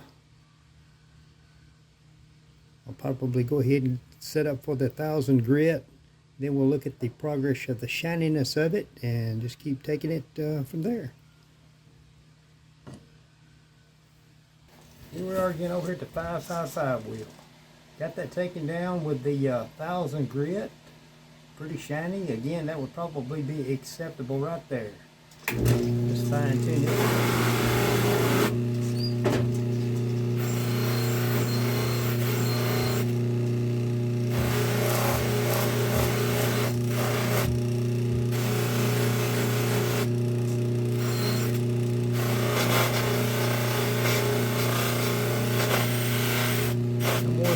Wheels cost and that polish and O-ray, and it goes a long way.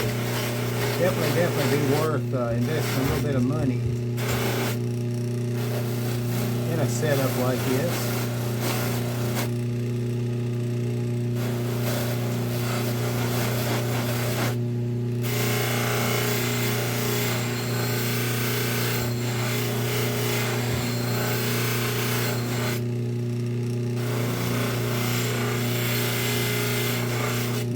Don't have the budget for some wheels and a little motor like this and some polishing O-ray. You can achieve it with the sanding block, like I said earlier.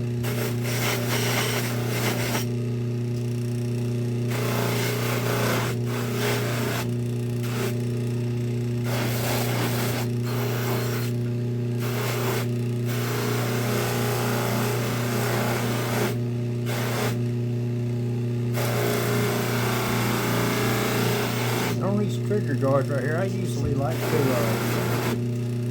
go long ways with them instead of going that way. I mean, if you do, it don't really matter, especially on one that's like got a high polish on it. You can't really see the polishing marks anyway. But something like a barrel or the top of a receiver, that really stands out and that really reflects the light. That's the reason why I try to make it a point to always put the spun look, we'll call it, on something like that.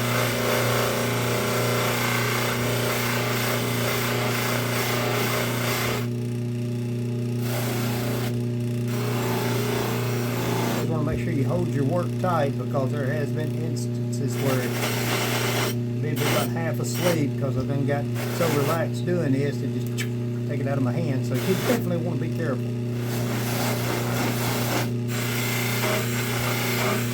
Hold firmly to the work. Pay attention to what you're doing, and always a good idea to wear eye protection and a mask. I don't have a mask on for the sake of the video. I usually got the fan going. And I never stand in a line with the wheel. I always kind of stand off. That way if you throw something, most likely it won't hit you. A little tip there, a little safety tip. You do get set up with these wheels.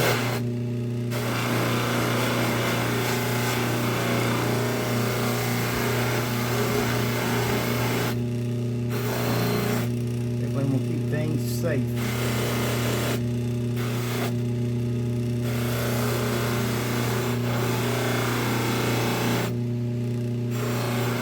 If you do choose to go that way with that on say a trigger guard, it won't really matter. Especially on a high polish.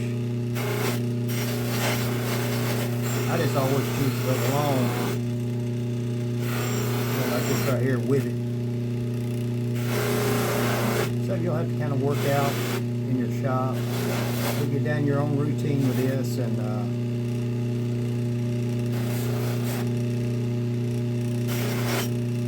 work out real good for you. Anyway, there's pretty much a finished project with that. I'll kind of go back over a little bit. I may go ahead and maybe take a Dremel tool, touch it up in there with the 555. That's how I would do that. I'd take a Dremel tool with the 555 polishing wheel, a little small polishing head there, and just kind of hit the inside of that trigger guard and maybe up in this little area right here. But anyway, that's pretty much it. So when that's blue, that should be beautiful. And what we'll do, we'll kind of get set up, and I'll kind of go over some polishing of screw techniques. Alright, I think I went over everything. We've seen how to achieve a high polish. Let's say, for instance, you had a gun, you wanted to put a standard finish on it. Pretty much the same principle. Depending on how bad the gun is, you'll have to make the judgment on what grit sandpaper to use. Basically, you want to keep in mind not to get the scratch marks deeper than the stampings. I guess is a good rule of thumb to go by. We'll say that we start out with, say, a 220 sandpaper. We get the gun all smoothed out and sanded down, uniformed with that. To put our final finish on, what we'll have to do is we'll have to put the proper scratch marks in it, you know, like the factory had. For instance, on your barrel, you'll have to achieve the spun look.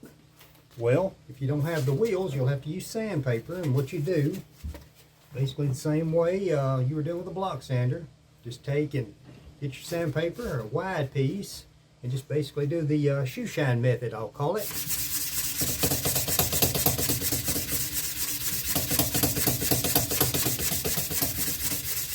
And you'll do that all the way around the barrel. You'll turn it, and you'll keep doing that until it looks like a continuous ring around it, you know, a spun look.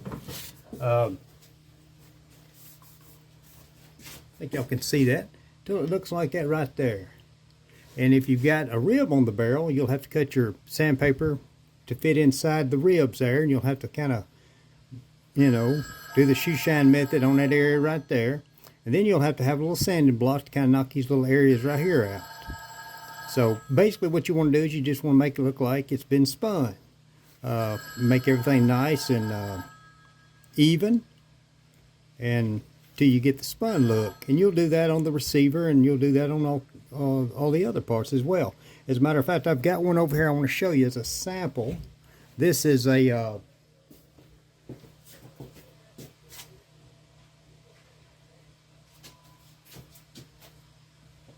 here's one that I've got a standard finish on. I think everybody can see that. But basically what that is, it's you'll notice how the top's got the spun look to it, and the sides have got the brush marks in it, you know, basically like what the factory would have put on there. And what I did is I went down, you know, 220, got everything all worked out on it. Then I just put the final finish on it. Started out right here with this right here, put the brush marks on it, and then I put some tape on it.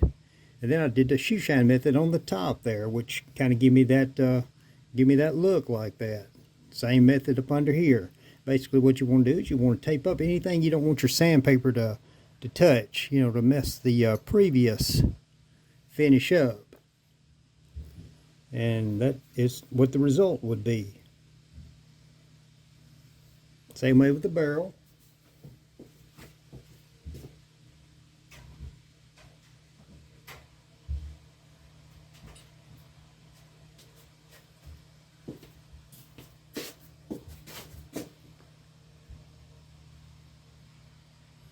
Turned out real nice. Got a little oil on this one, but I think everybody sees what it looks like. And you'll notice it ain't near as shiny as the high polish, but it's a standard finish, and that's what the customer wanted.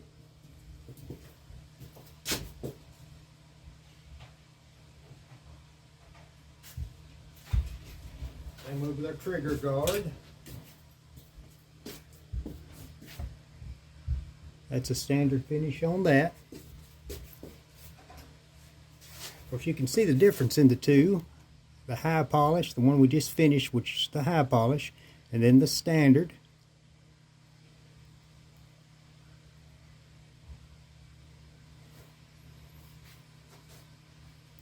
That's our result on that.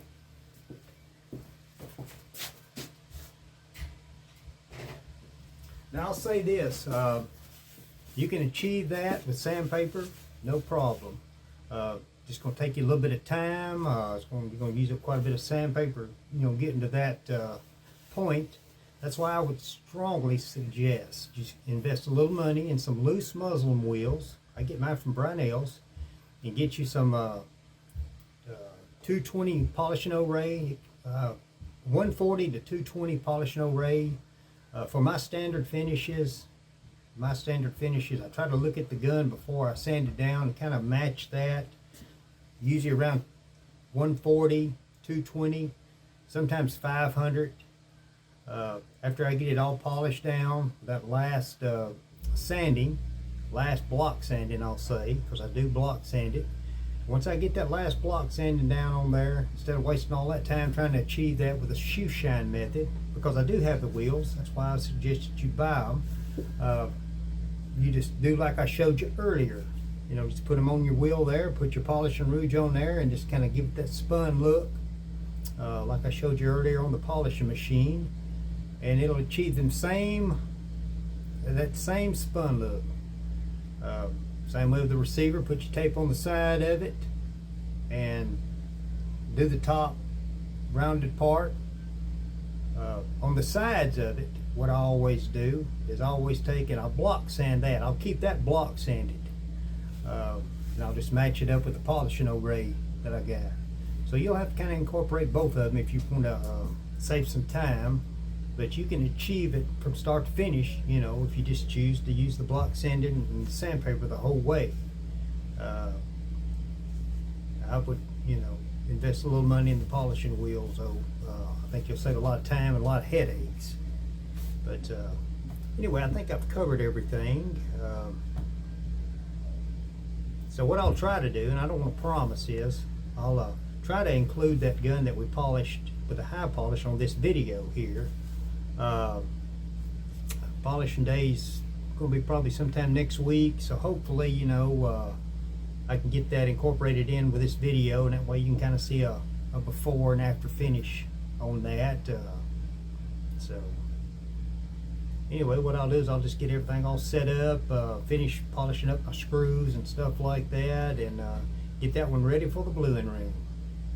All right, here's another example of a standard finish. This is a receiver off of a 22 pump rifle, I think a 1906 Winchester. Well, anyway, what I did on this right here is, of course, I used the wheel. You don't have to use the wheel again. You can use sandpaper. I think I went down with a, I think it was a 180 grit on this right here. Like I say, you're just going to have to use common sense, kind of try to match it up with what's originally on there. This right here is about a 180 grit. In this case here, instead of using the sandpaper on the corners here, I just used the wheel. I mean, I could have used the sandpaper. It's going to be the same principle. As a matter of fact, what I did first, after I got all the bad places out of it, I just stuck with the 180. And I may go up a little bit, but I think 180, I'm not finished with it. I wanted to kind of use this as an illustration. After I got all the bad places out of it, I took and went over to my wheel with a 140 grit on there, and I did all this right here. Put them little lines in there, if you can see how that kind of looks. And that's going to look real nice when it's blue. That's about what the factory looked like. And then, instead of, putting tape on the edges, my next step was to put it in my holding vise, use my 180 sandpaper, and since I done, and a lot of times when you put the 140 polish O-ray on there, when you're using the wheels, you'll have some of it come over into this part right here. Sometimes you might have to tape that, but in this case here, I don't have to, and the reason why is because I'm just going to go back over it with my sanding block. And in this case here, I'm using a hard sanding block, a piece of wood, just a piece of hard wood, and I'm putting my scratch marks back in it. And what that's doing is that's keeping it sharp and it's taking away any kind of scratch marks that might have came over when I put this side piece, when I went over it, you know, with the wheel, the 180 wheel, or the 140 wheel rather, to put that brush mark back on that. And even if you use your sandpaper, you know, do the shoe shine method to get that, it's going to still probably come over just a little bit. But the simple way to get that out of there, if you don't use tape, sometimes you're going to have to use tape to tape it off like I showed you earlier. But one of the simplest ways to get that out of there is to put it in your vise and get you a hard sanding block, and then just go horizontal with that, put them scratch marks back in it. And one of the best ways to do that is kind of go up on the corner there and just go in one direction.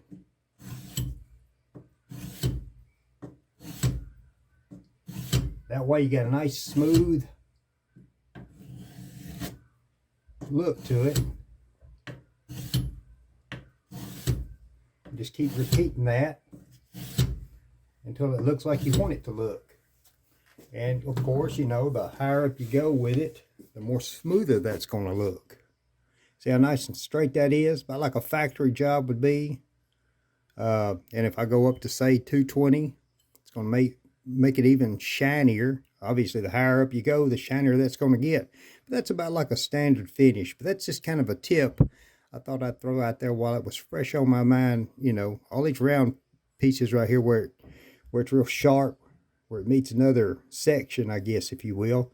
You'll want to keep all that separate. Even the high polish, as we spoke of before, I still take that 555 wheel and go over it real easy on each one of them, and then go in that direction.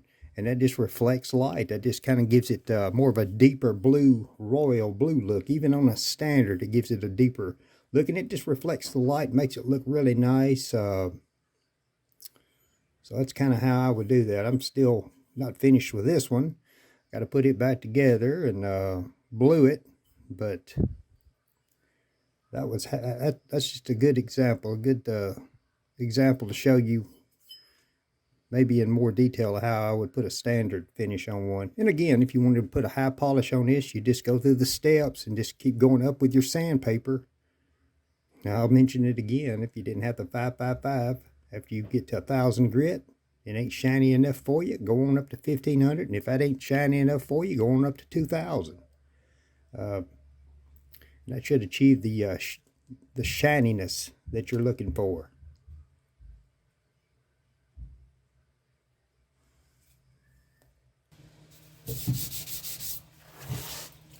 Alright, what I thought I'd do here is, I've got the receiver. I then showed the receiver part of this rifle. Of course, I took the barrel of it off because I had to put a liner in it. And I thought, you know what, while I got this barrel off, I'm going to go ahead and finish it. And what I did is I kind of wanted to show the difference here. What I do is I just kind of put it in a good holding vise, and of course I block sanded it with a cork sander, going this way right here with it, so I get all the bad places out of it. In this case right here, I started it with, you know, I'm using 180 sandpaper.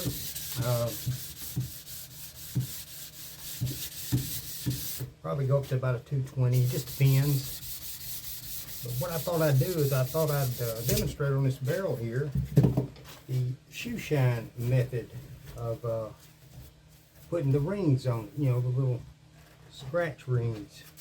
The spun look, I guess is the word I'm looking for, where we use the shoe shine method to get it on there with.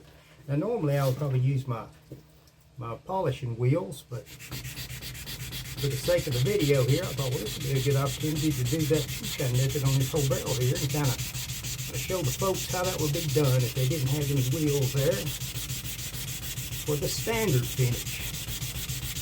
Got a pit right here. I was kind of working it in. I just about got it all off. This is how you do that. Just basically make sure you move your block around, because you don't want to cause any flat spots. Center it in the whole way.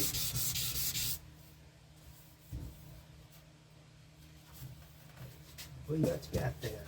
Take your hand, kind of feel over there, and feel smooth and round, then you've done a good job. Let's see. All right, now for a standard finish, that looks nice. I don't know if y'all can see the scratch marks going that way in or not. It looks kind of shiny on the camera.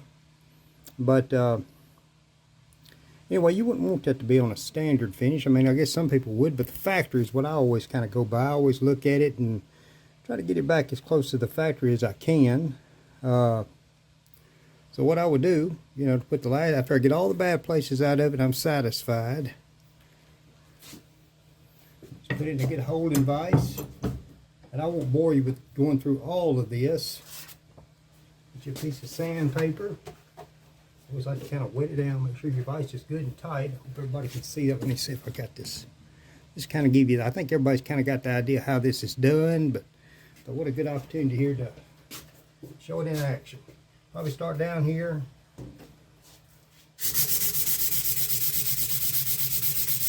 See that right there? That's really all there is to it.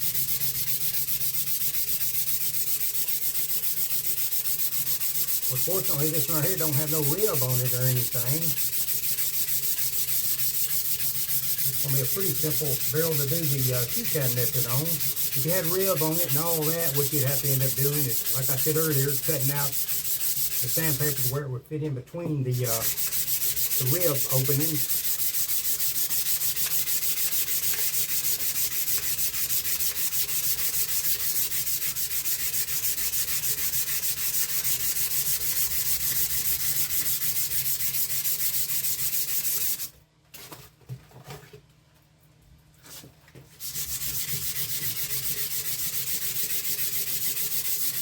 Of course, you do that all the way down the barrel. Keeping a good look at it, keeping it dry. Turning the barrel. Just do one half first and then turn around and do the other half if you've got a vise like this right here. I wouldn't put nothing up through the bore. You just want to make sure you don't damage the bore in any way. So a padded vise usually does a really good job at holding it for you. You know, or you could spin it if you got a spinning device to hold it on. Again, I always just like to do it this way because most of the time you got something sticking out and it's always going to kind of cause a problem if you're actually spinning the barrel. I guess at the factory, I don't know how they do it, but maybe they spin it before they put any attachments on there. I don't know. But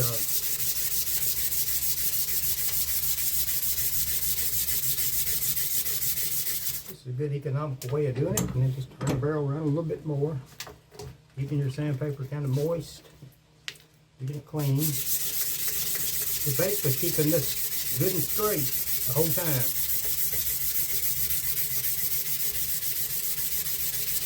And you'll have some spots show up in it. Just keep doing it until they disappear.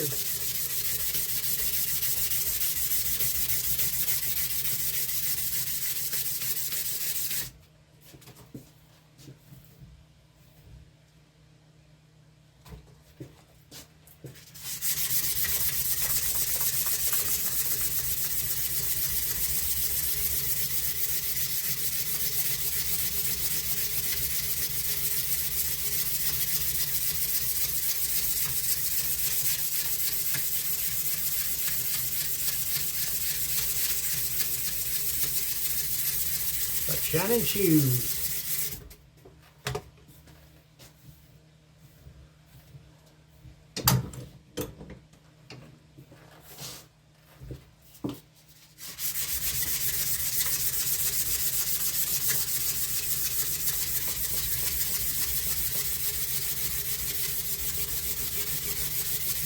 I guess it's like shining shoes. That's how I see them do it anyway.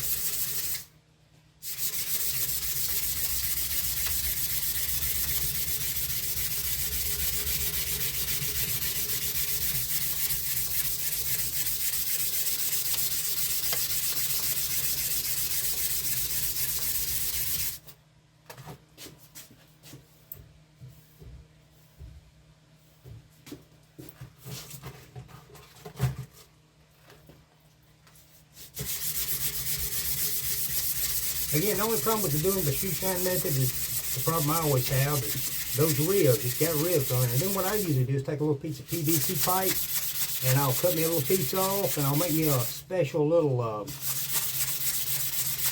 sanding block. Put my sandpaper up in that cutout, usually 3/4 inch, depending on the size of the barrel. And just kind of, you know, common sense. But I don't do too much of that nowadays because I got these wheels over here, and it's just a whole lot better. You can invest in some of those loose muslin wheels. Don't have to stay and do all this. This does a really good job, though. I mean, this is for the person who don't have the wheels, I guess.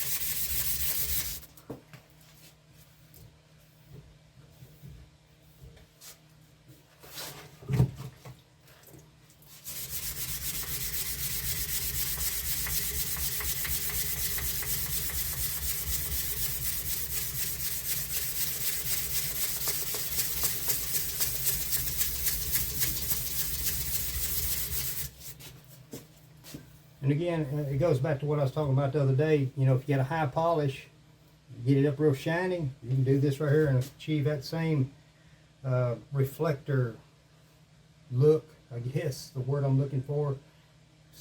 After 1,000 grit, go into the 1,500, and if that ain't shiny enough by doing this, go to 2,000. And it'll really put a really nice, brilliant shine on that. It'll reflect light to make the bluing look really deep.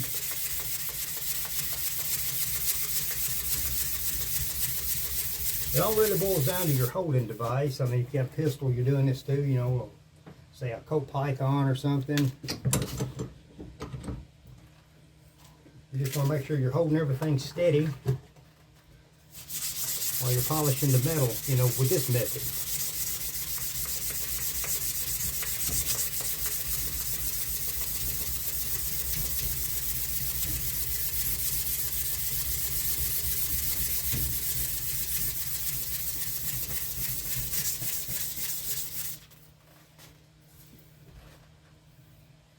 What I'm doing, I'm just drying it off. I'm kind of looking down it, just making sure there ain't no ripples or anything like that. And you'll see some spots, you know, that didn't get hit with a shoe shine method. Well, that's because they're lower points. That's where a pit was or something. And you'll just blend them in by just putting more pressure in that little area there. Just not a whole lot of pressure, and don't hold it there too long because you don't want to make them look deeper than what they are.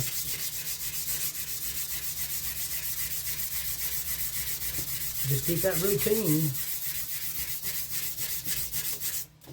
For the sake of boring everybody on this video here, I'll show you the progress and maybe the difference in the two. Still got a little ways yet to go on it, so definitely not a finished deal, but hopefully it'll be enough here where you can kind of maybe see the spun look. And if it's too shiny for you, go down to a lower grade sandpaper, go down to 180. And then of course there's the long sanding. And then you can go into the spun look right up here in this area right here. Hope everybody can see that on the camera, but I think everybody sees how that's done. I'll just cut the camera off and go ahead and finish the sanding on it. And of course there's the receiver. I still got a little work to do on it. I usually don't take the barrels off of the receiver, but in this case right here, I had to put a new liner in it. This gun right here was shot out, so I drilled it and put a new liner. That way we got the integrity of the old barrel, but yet we got a new barrel because we got a brand new liner with new riflings on it. So obviously you can't see that, but just had to test fire it and make sure it would work. Of course, I took it all back apart, and now we're in the process of making it look just like it came out of the box.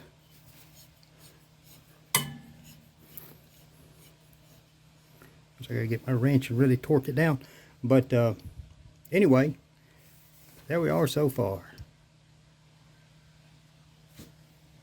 All right, there's that 1906 Winchester pump with the barrel reinstalled on the receiver. Got it all polished down like it's supposed to be. Got a standard finish on it. Kind of matched it up with what the factory had. Kind of get over here out of the, don't want too much light shining on it. You can't, kind of glares too much. It ain't real shiny or anything. It's just kind of got the factory look, which is what the customer wanted. Of course, in this particular gun here, installed a barrel liner in it. So that way, again, you got the integrity of the old barrel, but yet you got a new barrel in it because you got new riflings in there with that new barrel liner. All the printings and everything's good on it. Put it over here in the waiting rack until bluing day. And meanwhile, I'll go ahead and finish up the other parts that go with it.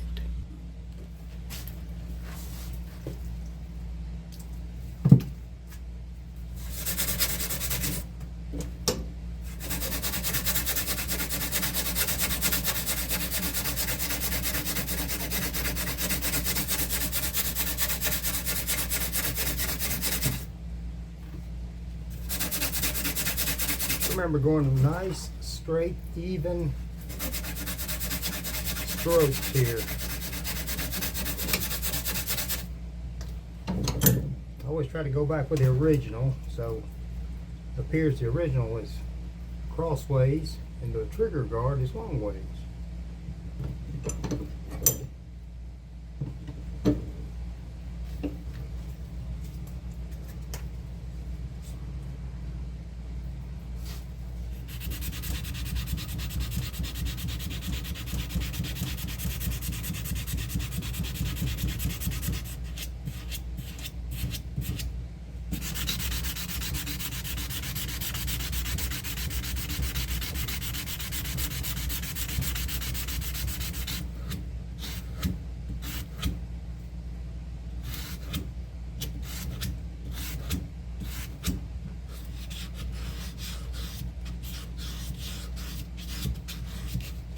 Make sure that you make your little scratch marks as straight as you can. That really makes a big difference. You know, if you're a stickler for detail like me, you know, every time I look at a gun, I always kind of watch for things like that, especially if it's a new gun, and even the original marks. Try to make them nicer than they looked when they were, because they would have, you know, make them look at least nicer or nicer than they did from the factory. So I always want to kind of pay attention to those little small details. All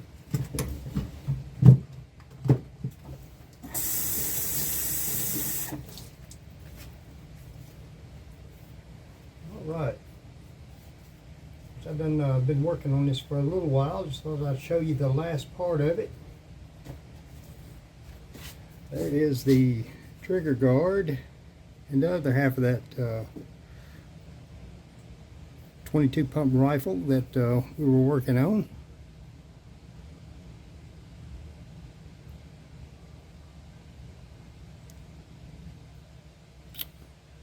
And I thought I'd include that in with the lesson. This is a standard finish we're doing on this, so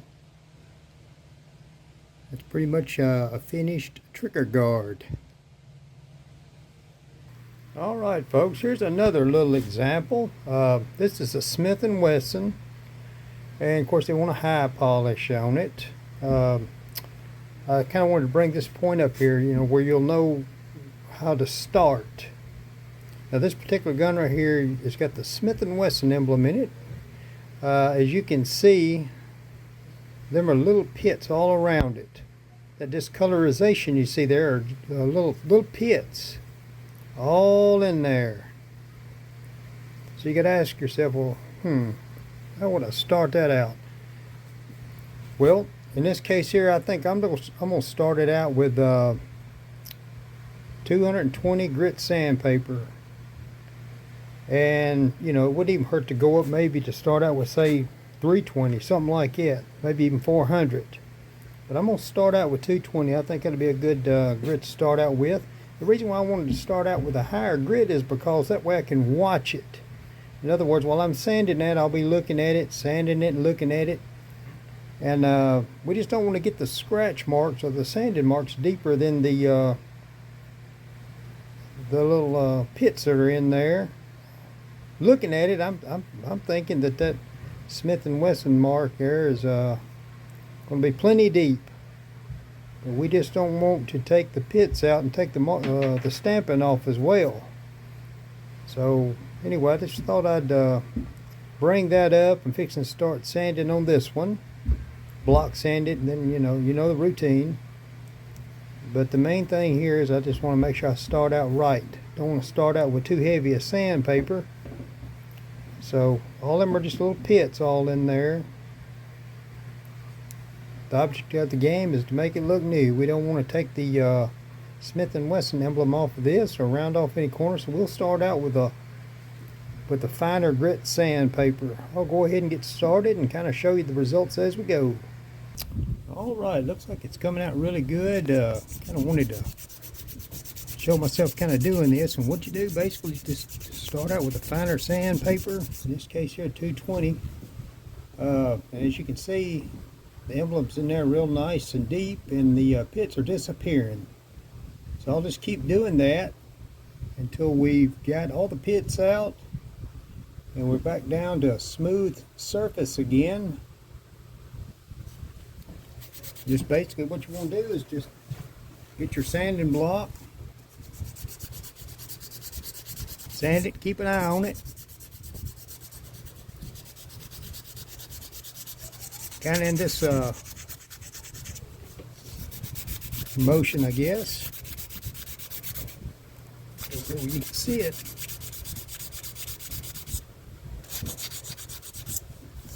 Being careful not to get on the corners, keep everything nice and flat. And you know, I use them sanding, or those cork sanding blocks. In some cases, I've got a piece of, it's a flexible plastic, I guess.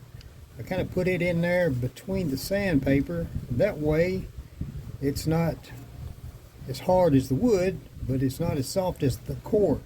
So, you know, just another little idea I'll throw out there. You can get you a thin piece of cork, I guess, and cut you a little piece like that and put it on a piece of wood. And we'll just keep this operation going until we get it down smooth again. And I'll do that to the whole gun. You know, getting in these little areas right here, and of course the shoe shine method on the barrel, you know, things like that. I just kind of wanted to show you that right there, and I believe I made a good call by going with the 220. Then I'll just keep going up, you know, when I get it all done, I'll just keep going up until it starts getting shiny. Alright, let me go ahead and throw this into the mix. You know, what you'll have to do is you'll have to do a lot of detailed sanding with your little polishing blocks. This is one that I've specially made. This is a piece of black walnut. You don't have to use black walnut. You can use oak or something like that. I wouldn't use pine for, you know, something like this. And what you do, I just got me a piece of sandpaper here, cut. Got 400 grit on this one right here. And this is definitely going to have to set. Get yourself a comfortable spot, and you just got to kind of focus on any little pits that may be in that, especially on a revolver, because you got so many little turns and things like that. And I've just about got all the big pits out of it. And basically what you do is you just, wherever there is a pit, you just keep going over it. Of course, you definitely want to be careful not to dip it out. Just want to feather it in, especially around these little areas right here. Up in there around that cylinder stop. Don't want to polish the cylinder stop down, but you just want to polish all around it.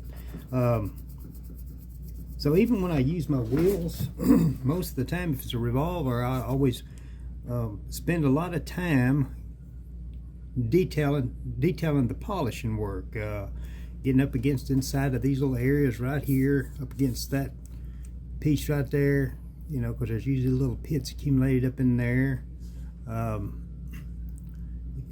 We see that the stamping is still on there good and deep. That's what we want. Pits are pretty much gone.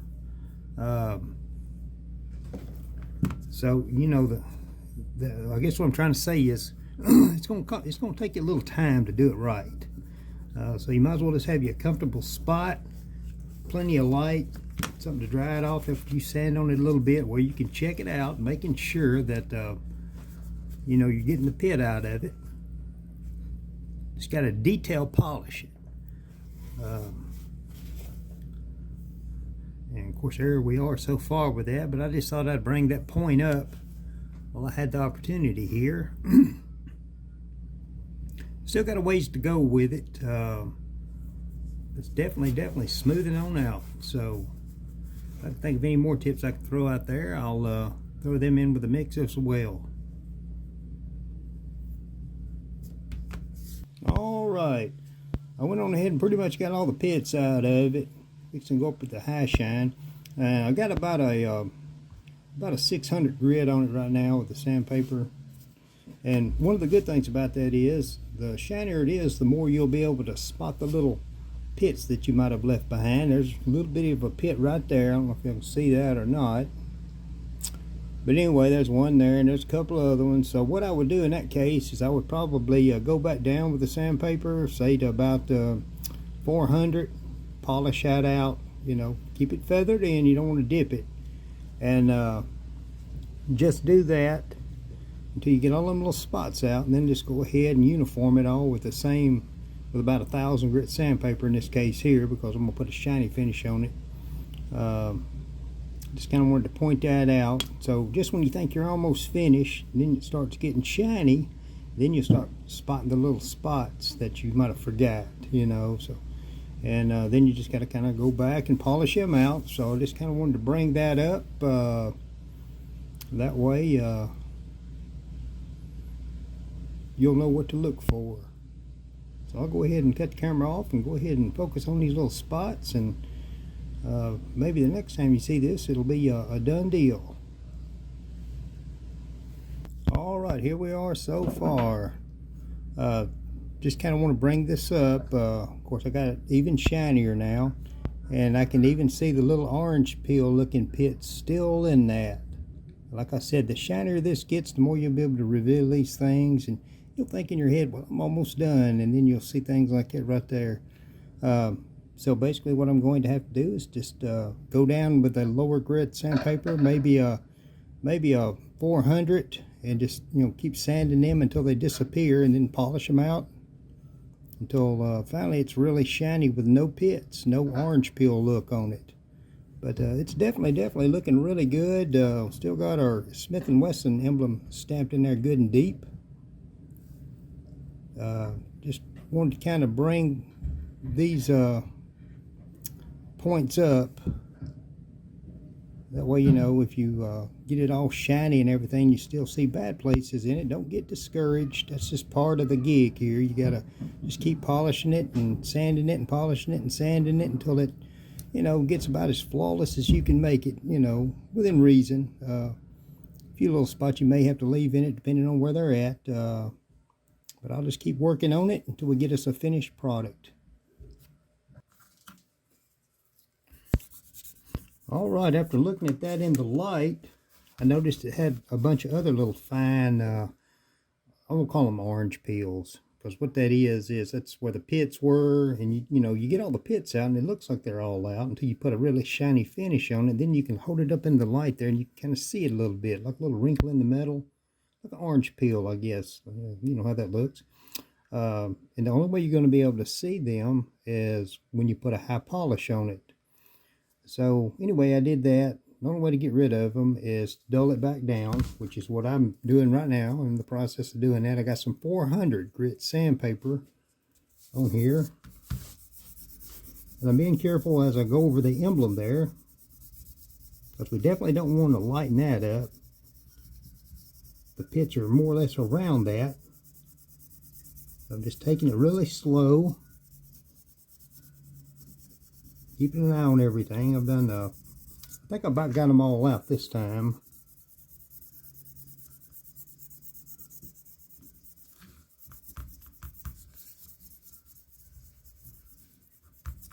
As for this right here, where it was at real bad earlier, got all that out nice and smooth. So that's kind of the process. Just kind of focus where those orange peels were, and just keep working them until they disappear. I done pretty much got them all worked out here. And what I do is I take and I started with in this particular case right here, with 400 grit sandpaper. And then what I'm going to do is, once I'm convinced I pretty much got them all out, look at it real good, see if I can't spot them. And most of the time when it's dull like that, you won't be able to spot them. That's why a standard finish is going to be a little cheaper than a high polish, because in most cases, you know, you can leave them in there and it won't matter because you can't see them anyway. But the shinier the gun is, the more you'll be able to spot that. So I'm going to go ahead and put some 1,000 grit sandpaper on here. I went from 400, now I'm going up to 1,000 grit. Now this isn't the final finish. All this is going to do, and I'm going to go in the same motion I would go in as if I was finishing it, you know, as if this was the last sanding. But what this is doing is this is kind of shining it up again,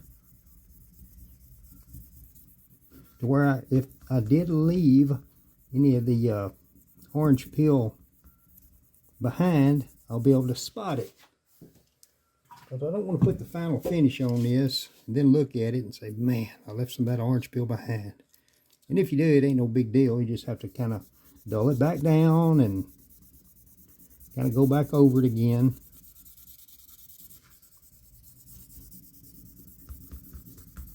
So this ought to shine it up just enough to where I can tell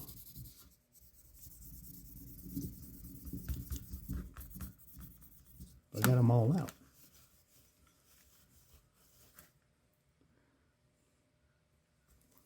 I don't know if you can see it in the camera or not, but I believe that is a done deal as far as getting the orange peels out of that, we'll call them.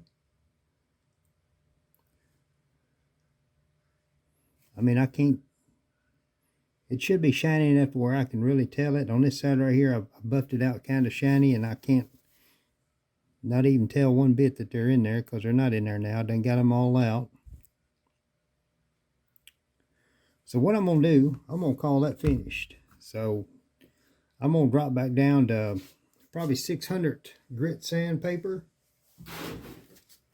I could probably go ahead and stick with 1,000 grit, and it'll continue to shine up. It'll continue to smooth out, but it's just going to take longer. So I'm going to use some 600 grit sandpaper, and I'm going to just, work it out until I get it nice and slick. And then I'll go up to the 1,000 grit, which will put the final finish on it. And in my case, since I have the 555 wheels, as I've said before, I'm going to just fine tune it with them. In your case, if you didn't have the 555 wheels, you could go up to the 1,500 and then the 2,000 grit sandpaper, which should pretty much give you the same result. I just want to make sure that I make all this information perfectly clear as I'm doing this, to where everybody will understand what I'm talking about.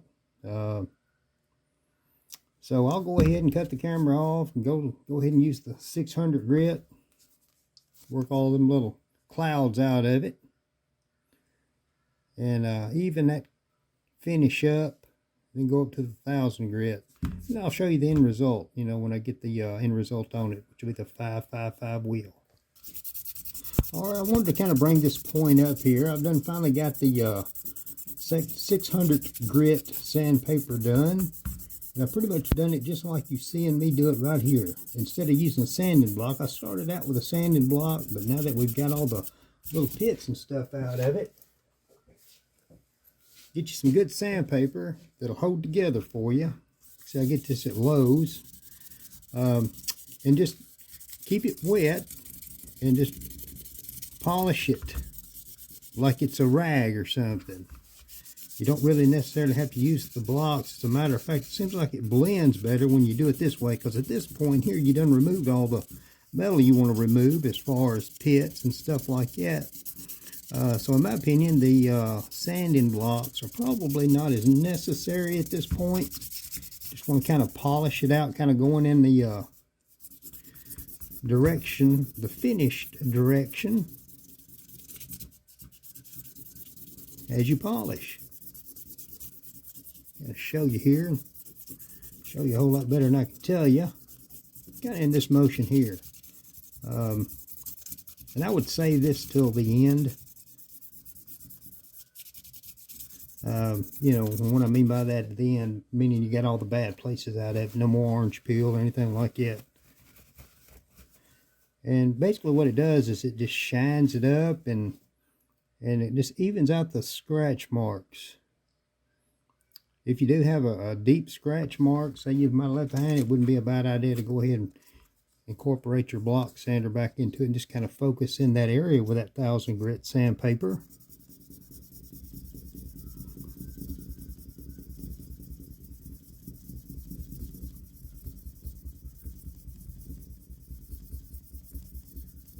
Kind of moving it around. Obviously, you've got to be careful, like I've said before, not to dip it out. You want to kind of keep everything nice and even, and watch for the dip outs. And because you're using your hands here, it's definitely going to go into the screw holes a little bit, but not enough where it's going to dish them out or anything. I mean, you're not putting, I don't think you'll be able to put enough pressure on it to do that with your hands. I guess, you can do it over time, but basically at this point here, we got everything already smoothed up. We're just basically putting a final finish on it.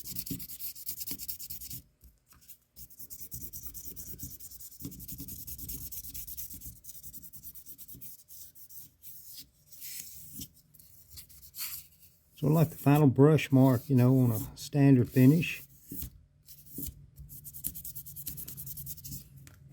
Although I'm going to go up to with the 555 wheel, and that'll be my final finish. Or you can go up with the 1500 and the 2000. It'll be your final finish if you don't have the 555s. I just thought I'd kind of show this little technique here, how I'm doing this.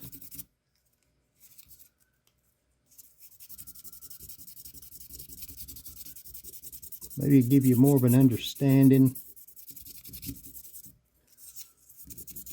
Basically, you got to just kind of sort of think outside the box.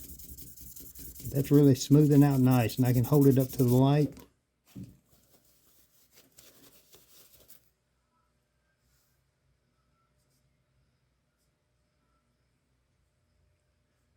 Yeah, birds, I'll look at that. And you can see how shiny that is, and you can still see, you know, some little scratch marks in there. I still got to work them out. No big deal.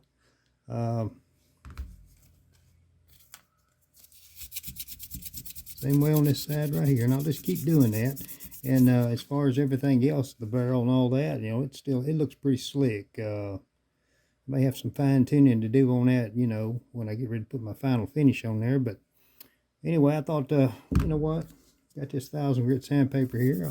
I'll kind of show them the technique here with this without using the sanding block.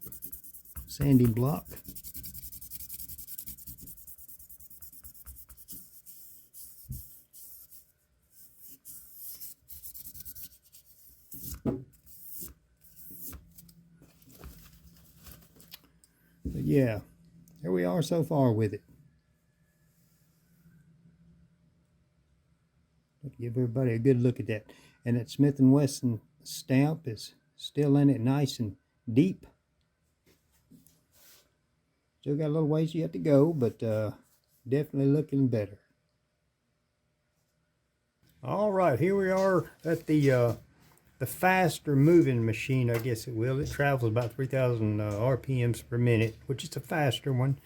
And what I'm going to do here is, which I did a little polishing on this side here where it's got the emblem, but I'm going to start on this side right here. And that's got our standard finish on it, basically. And what I would do to achieve my high polish, I've done it on this one side here in that little area there.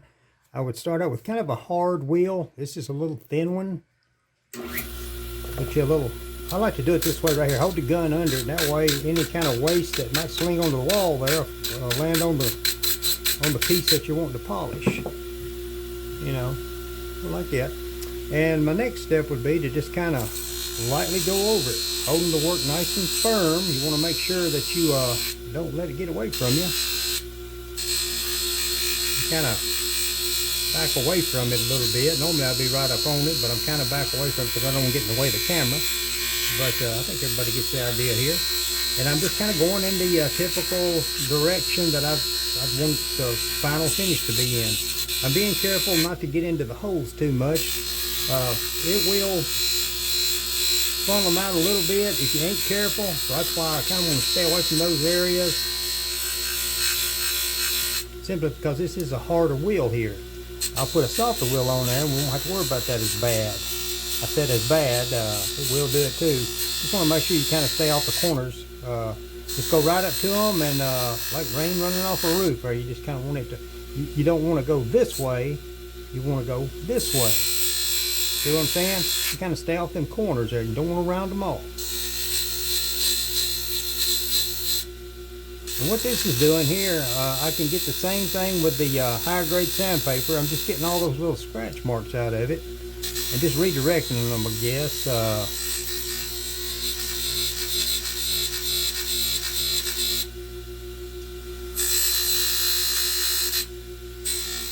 I usually use the hard wheel here to start out with in this particular case here on this particular gun. And then what I do is I've got a loose muslin wheel right here that's going to travel at 3,000 RPMs, and I'll put it on next. And that'll start feathering it in. Then I'll go over to the slower machine, which is about 1,800 RPMs, with a little bit wider loose muslin wheel with 555 on it.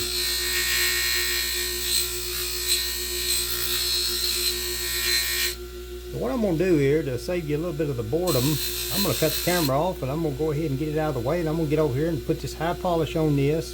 And then when we get over on the other camera there with a wider wheel, I'll kind of go over the steps with that. Alright, so here we are over here at the loose muzzle wheel, a little bit wider. Y'all can see that. On the machine it travels about 1800 RPMs a minute. Or 1800 RPMs. But anyway, we got the Brunel's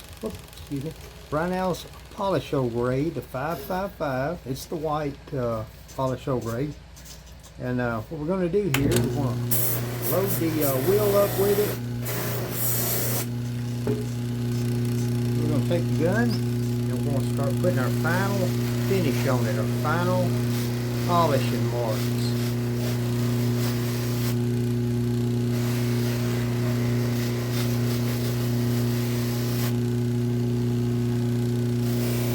Like I said, I try to put the same polishing marks on it that was factory. So I'll kind of make a little note of that. Sometimes I'll write it down, draw me a little diagram, and just kind of put, you know, what direction the brush marks were in. Although you can't really see them on a high polish, again, I'll say it just kind of reflects the light. If you can put them on there.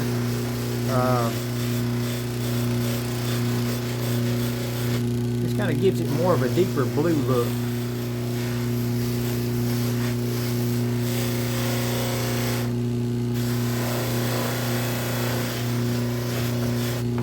Usually in a case like this, and even before I put the screws back in the holes,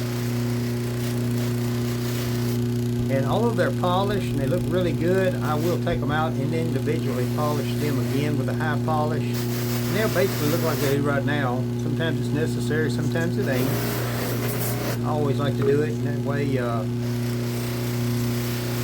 just kind of gives it a better look. Some of these screws here, like that one right there, I don't know if you see it or not, it needs to be resurfaced. So I'll resurface them and then just repolish them, you know, when I'm done with the gun. Usually what I'll do is I'll polish out the inside of the trigger guard before I do any of this. That way that's already done.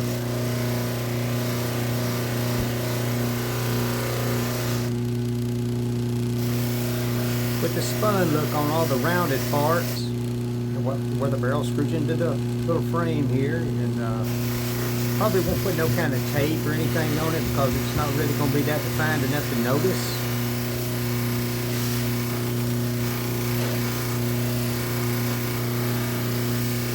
And at the top of it there where the sight canal is.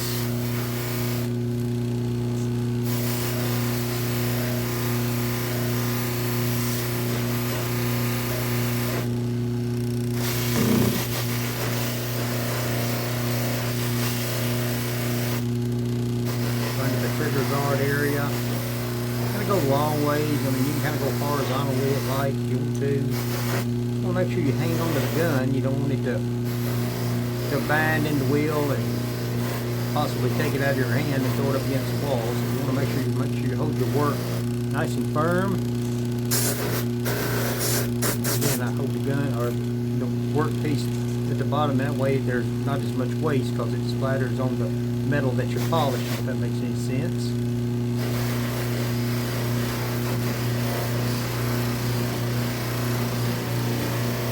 Especially nowadays, it seems like it's really hard to get a hold of anything. I've had some polish already on back order now for about a month. Fortunately, I got enough here to hold me over for a little while.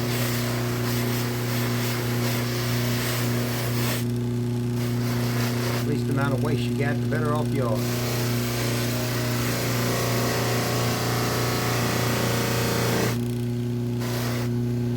You're not really going to have to worry about taking corners off or funneling out holes with this particular wheel right here. It's a soft wheel, it's a loose muzzle wheel, and it's not traveling near as fast as the other one over there. It's like 1800 and I know where, but actually close to 3500 RPMs. And of course, obviously, the faster it's spinning, the more firmer the wheel's going to be. Centrifugal force is going to see to that. But anyway,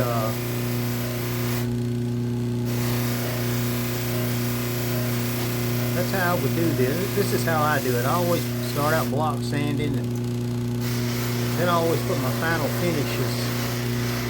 In most cases, I'll put the final finishes when it comes to high polish, especially with this wheel here, the 555.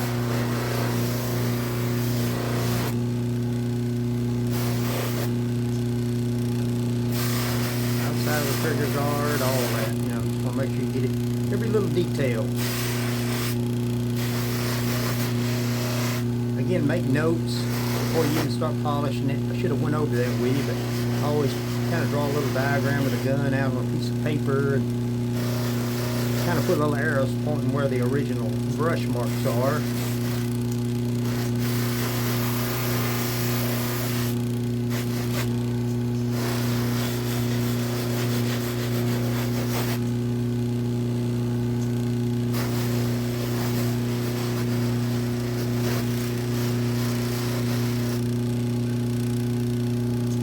Anyway, I believe this one right here is just about ready for the bluing. And I'm going to do the cylinder and all that, you know, and all the little parts. I don't know if I'll show them or not. Pretty much the same principle. I'll do the shoe shine, you know, motion on the cylinder because it's round. But it's pretty much the same principle. I don't ever really mess with anything in there. If it's real bad, I'll usually tape it off and I'll either sand it or I will, you know, sandblast it in there. But in this case here, it's in really good shape. I'll just clean that up, which is pretty much clean anyway. And it's just going to glue back like it was originally. Definitely don't want to take too much metal off in there. You don't want to open all that up. The back of the barrel, you want to leave all that tight. But anyway, that's pretty much a finished product. Just about ready for the bluing. Again, we've got our Smith & Wesson stamp in there good and tight and deep, really pronounced, so everybody can get a good look at that. So anyway, I'll just move on to the next step, but there's what pretty much how you do a revolver. Alright folks, what I thought I'd do, and I done went over it a little bit, but what I thought I'd do is I'd show you on this cylinder right here how I would do this with this cylinder pinwheel polishing device here. Basically it's just a drum sander, you know, not a drum sander, but they call it, the technical name is called a cylinder pinwheel. Anyway, I got 500 polish array on it, and of course I done went ahead and done a little bit of polishing on it, but I kind of wanted to show you how I do this. If I didn't have the pinwheel, obviously I would put it on the vise and I'd shoe shine it with the probably start out with 220, you know, and just get all the little bad places out of it. But since I got this right here, I thought, well, you know what, I'm going to show them how to do this and what to look out for while they're doing it on this wheel right here, or even if you're using the sandpaper. Basically what you want to do is you want to make sure you don't round them little pieces right there off, the little locks. You want to keep them as sharp as you can and as accurate as you can. And what you do is you just kind of focus in this direction. The wheel's turning this way, and them right there are facing towards the ground. You just want to kind of do it like this right here. You don't want to take off too much metal. You don't want to affect the integrity of the steel by taking too much off, because you want to make sure everything works when you put it back in there. Ain't nothing no worse than putting the gun back together and find out you took too much metal off and now it won't rotate like it's supposed to or lock like it's supposed to. So you just want to make sure, you know, even if there's pits in there, for instance, there's a pit right here. Y'all can see that. There's a pit right there, and it's kind of deep, so I'm going to use some common sense with that and leave that in there. It's not going to really be an eyesore. It's kind of in a good place, so I'd probably just leave that in there. Got to use a little common sense with that. And be careful when you're doing this that you don't stay in one spot. You got to keep it moving.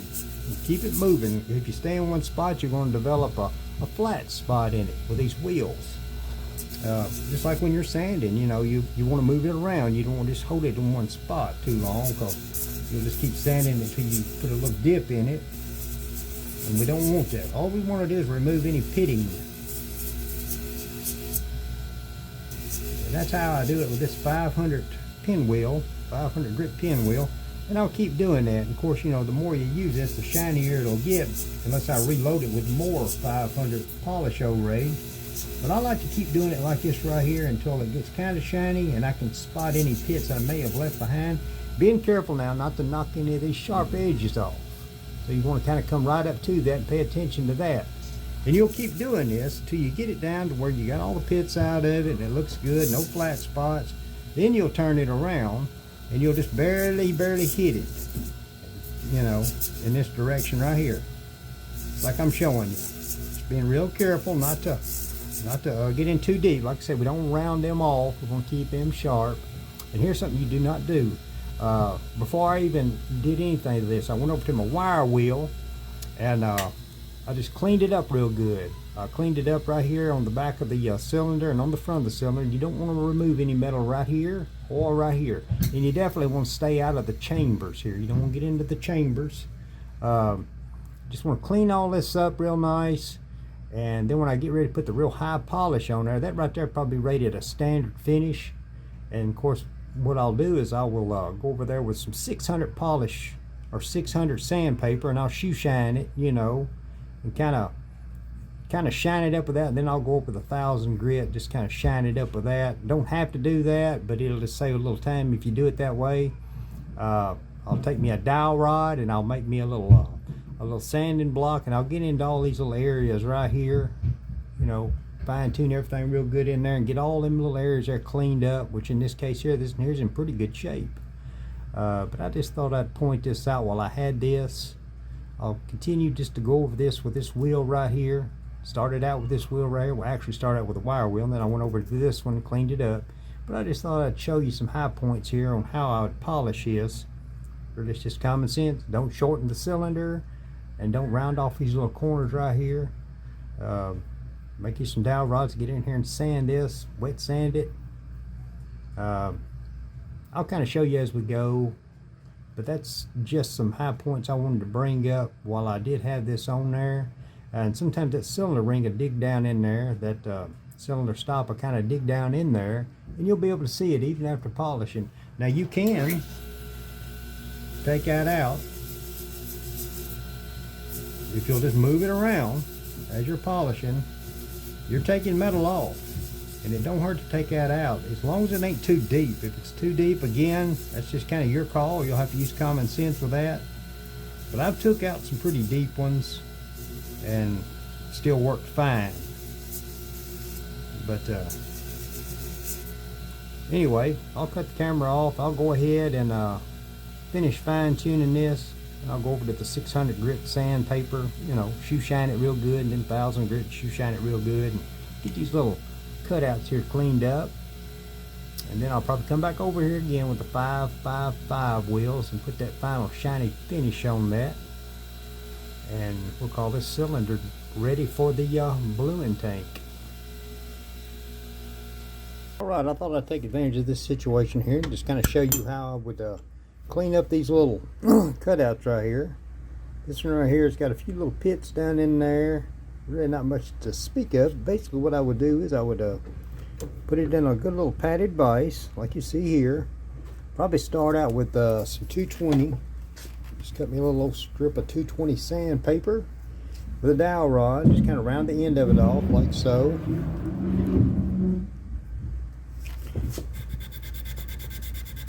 And just basically use common sense with it. Just sand it out. Kind of moving the dowel rod, you know, turn it, you know, like this right here.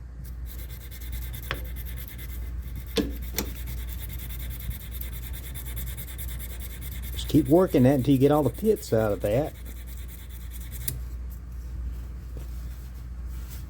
Depending on how bad it is, these right here, it does have some little minute pits in it, so I figured the 220 will probably take them out a lot quicker than sitting here and say using 600 grit to start out with.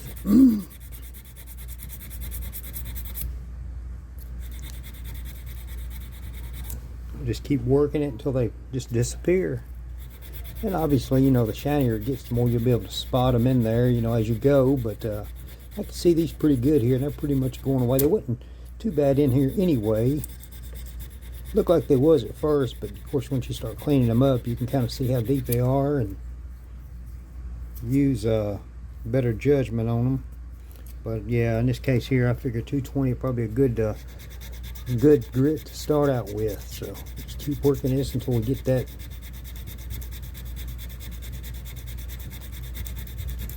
just using the tip of this, then kind of going flat with it, using the whole body of sandpaper there as we go. Just being careful not to round off anything right in here around these corners here. Just staying focused in the center of that. Periodically drying it out and looking at it. I can still see them in there a little bit.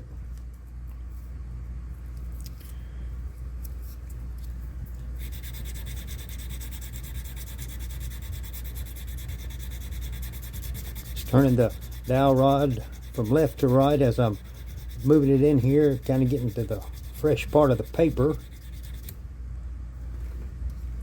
Keeping it kind of wet, cleaning it out, keeping the sandpaper cleaned out as we go here with that water, soapy water. You know, you don't even necessarily have to use soapy water. You could also use they tell me automatic transmission fluid to do this if you wanted to, or even WD-40. I just like the soapy water. It just seems like it does a better job, a lot cleaner. It's always look good for me to clean your sandpaper off in.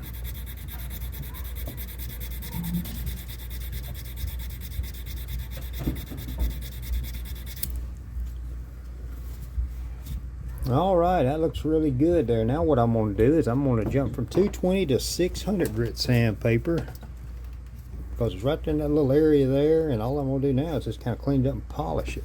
Same procedure.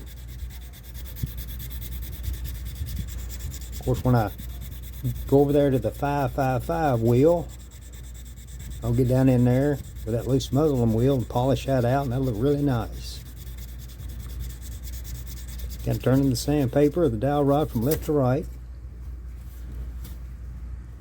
Oh yeah, it's cleaned up really nice. So we'll just keep doing that.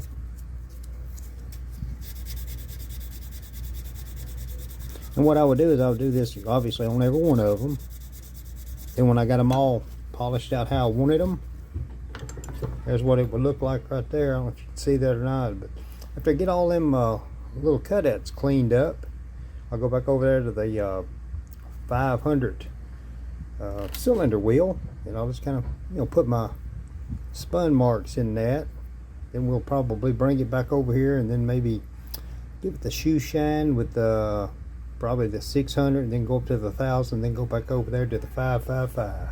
But I just thought I'd show you those high points on how I would clean these up using a dowel rod block sander that I made. Just another idea. You might have a better idea to do that, but that's always worked good for me. So there we are so far. All right, might as well go ahead and give you a bird's eye view on this right here. What it is, I kind of went over the 500, just kind of put them little marks back in it after cleaning out them little slots there, getting all the bad places. Put it on this little holding device here that I've got. Basically just a dowel rod with a little split in it, and then I got a little screw there that kind of spreads it out and kind of keeps it firm for you so it won't turn.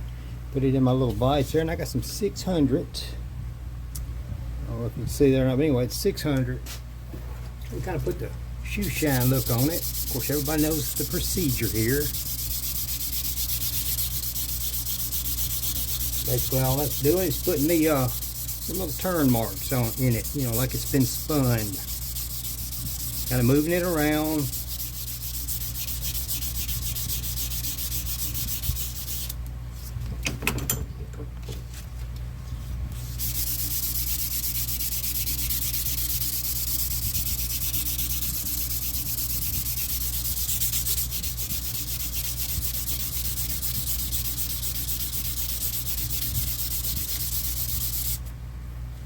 Dry it off, take a look at it.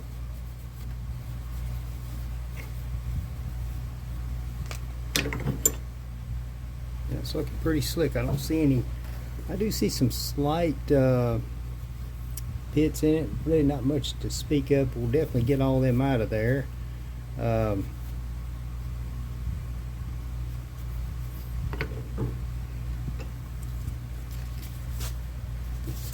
Of course, you could, you know, I've got that 500 pinwheel over there that I kind of use, but you know, a person could just take some 220 and do this like you did in those little slots right there, and that'll do just as well.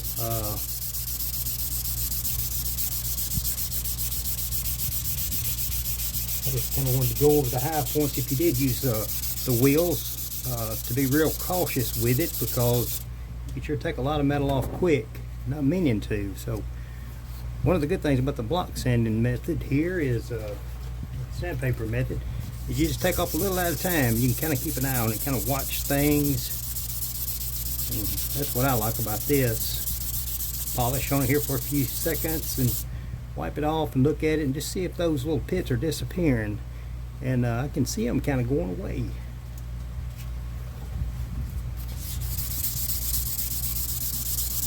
And what I'll do is I'll just keep doing this right here with the 600 until they do go away. And you know, if they are kind of deep and they look kind of deep after I do this a few minutes, I might drop back down. I'll probably go over here to the 500 in my case, but you could drop back down to say 400. A little bit more aggressive sandpaper and polish on it.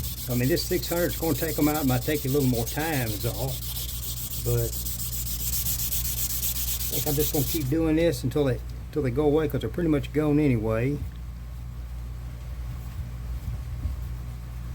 And it also keeps, of course, when you're using the sandpaper here, you're kind of bridging over these cutouts here, and it's keeping them little corners nice and sharp, which is what you want.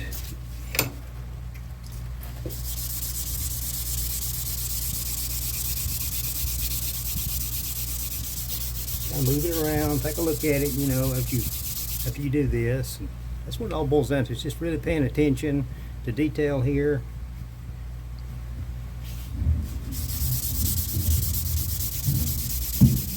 See some pits in it, just focus in that little area there.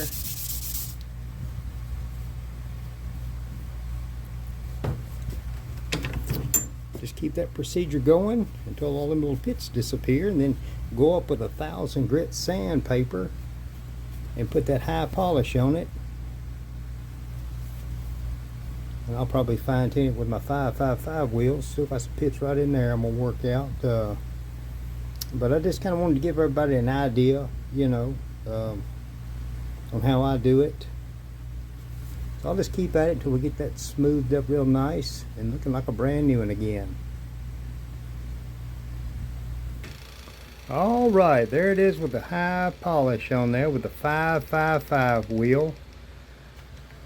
Turned out really good. There's a few little spots I had to leave in it here and there, and that's just kind of the nature of doing these cylinders here. You don't want to take the integrity of the metal away by making it too thin or anything like that, or getting it down too thin where those locks lock into the cylinder to stop it. Definitely don't want to get into the chambers. There's a few little pits right there on the end of the cylinder there that I just kind of left in there. You can't really see them that much anyway.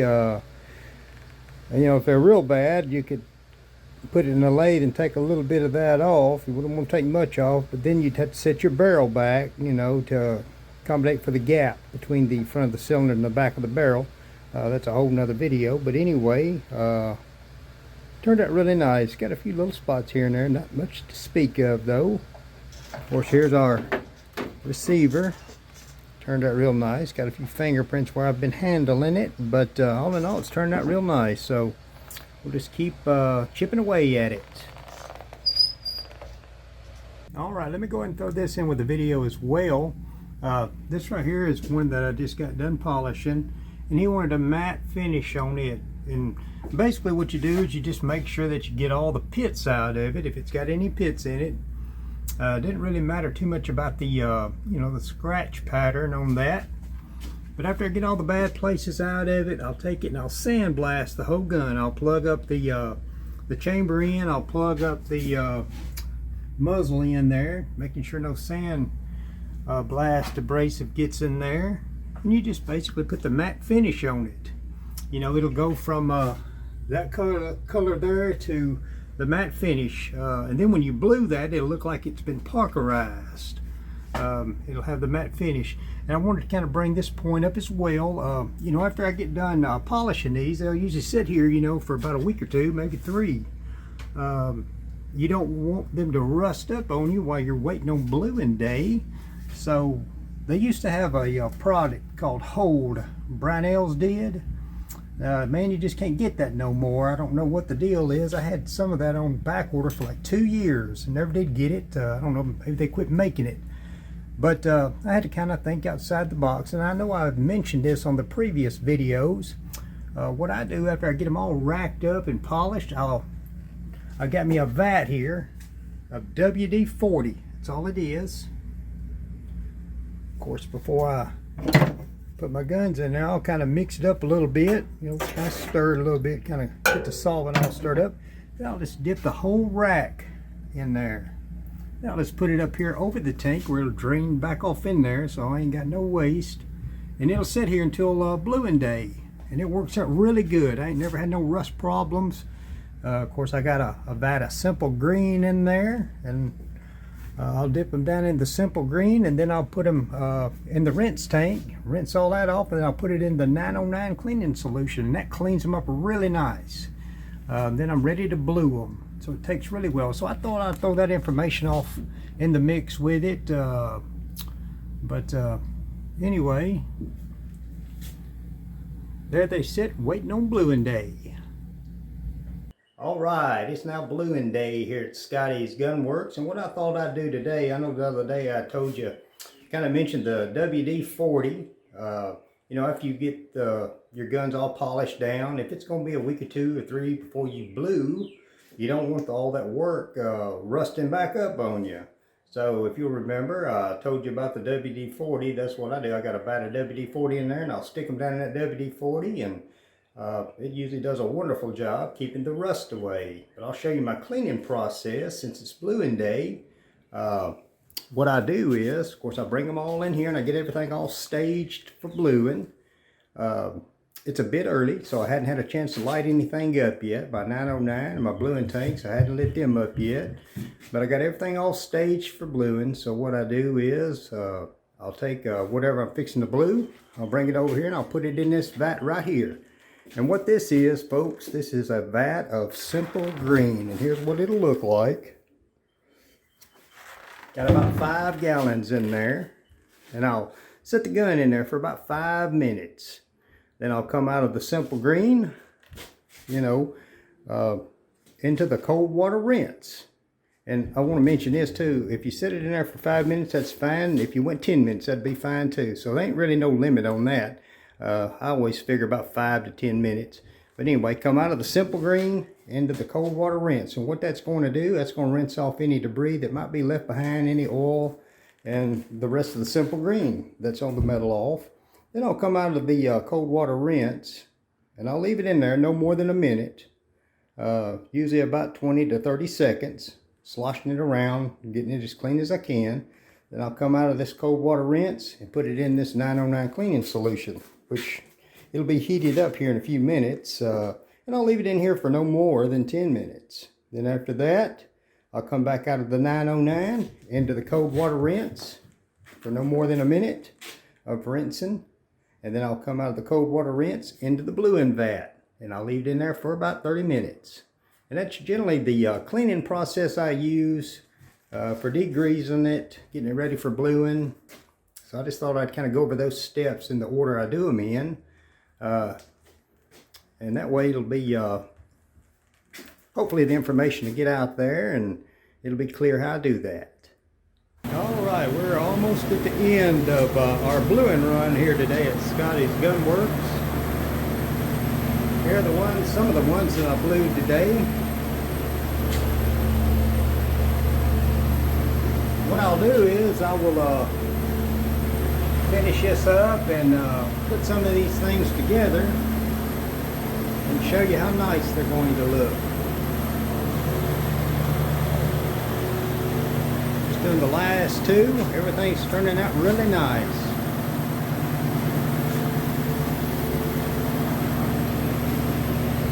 All right, here we are over at the bench. Got that Smith & Wesson put back together. Turned out really nice, nice and slick. This is the one that had all the little pits around the S&W emblem. This is a model 1903, I believe. But anyway, got it all together. Looks great. Thought I'd show the after. since everybody was with me as I sanded on it and got it prepared for bluing. And what I'll do is I'll probably put another one or two of them together and show the after effects. Probably do a standard. This right here would be the high polish. Of course, I'm going to do the Sweet 16 Browning, and it's got a high polish on it as well. And I'll probably show what it looks like all put together. And then we got a couple in there with the standard finish, and we'll show what they look like. That's our high polish on our Smith & Wesson.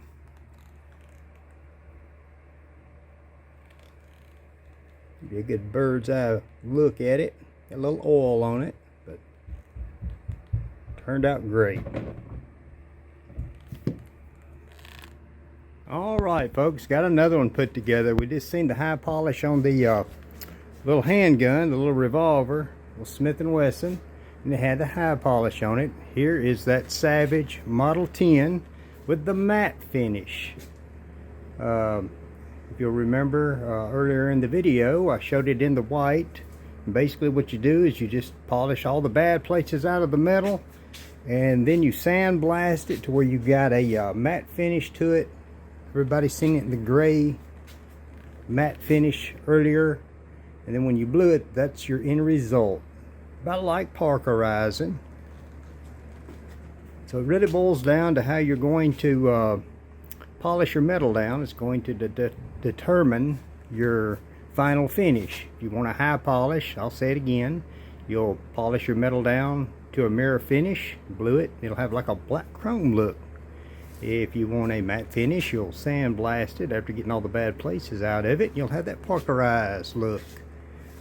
I've got some standard finishes I'm going to put together and kind of show you the end result on that. And I just thought I'd kind of show you this while I had it put together and on the rifle rest here. But there's our matte finish.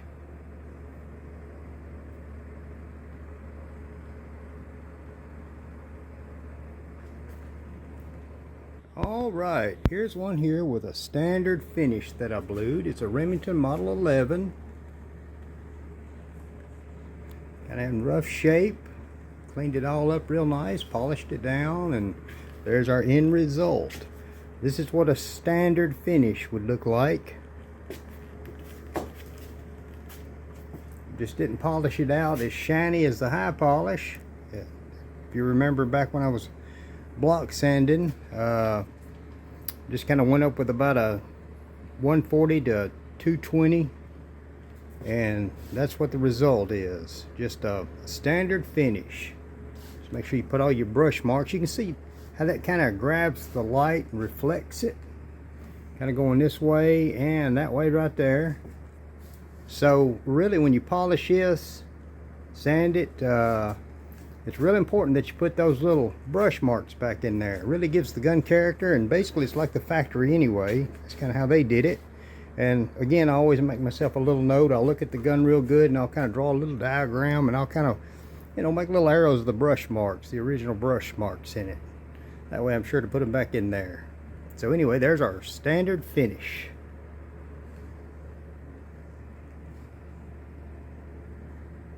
Alright, here we are with the Browning Sweet 16 that we put that high polish on. Hope everybody can see that. Kind of get up close there. You can see how it looks like a black chrome almost. Polished out the French block, cleaned all that up in there. Try to give everybody a good bird's eye look at that.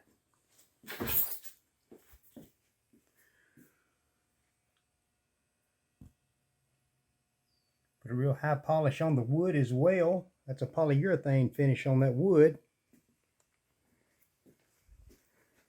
Customer wanted it to be just a little shinier probably than factory. And up under the forearm you can kind of see what the original factory finish would have looked like, and it was about like that. It might not have been as shiny as that, but it was close. But anyway, that'd be our Browning Sweet 16 finished product with a high polish.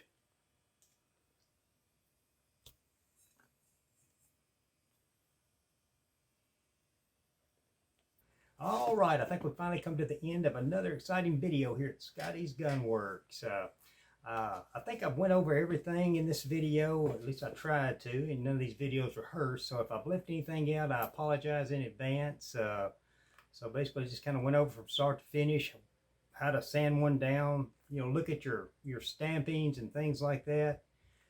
If you're unsure about how deep the pit is that's maybe near or over a stamping, probably start out with like a 220 sandpaper and go real slow with it. And if you can see that the pit's not going away, but the stamping is, it's probably one of those situations where you're going to just have to kind of leave the pit in there. You just have to use common sense with this kind of stuff. The main thing is go slow if you ain't sure.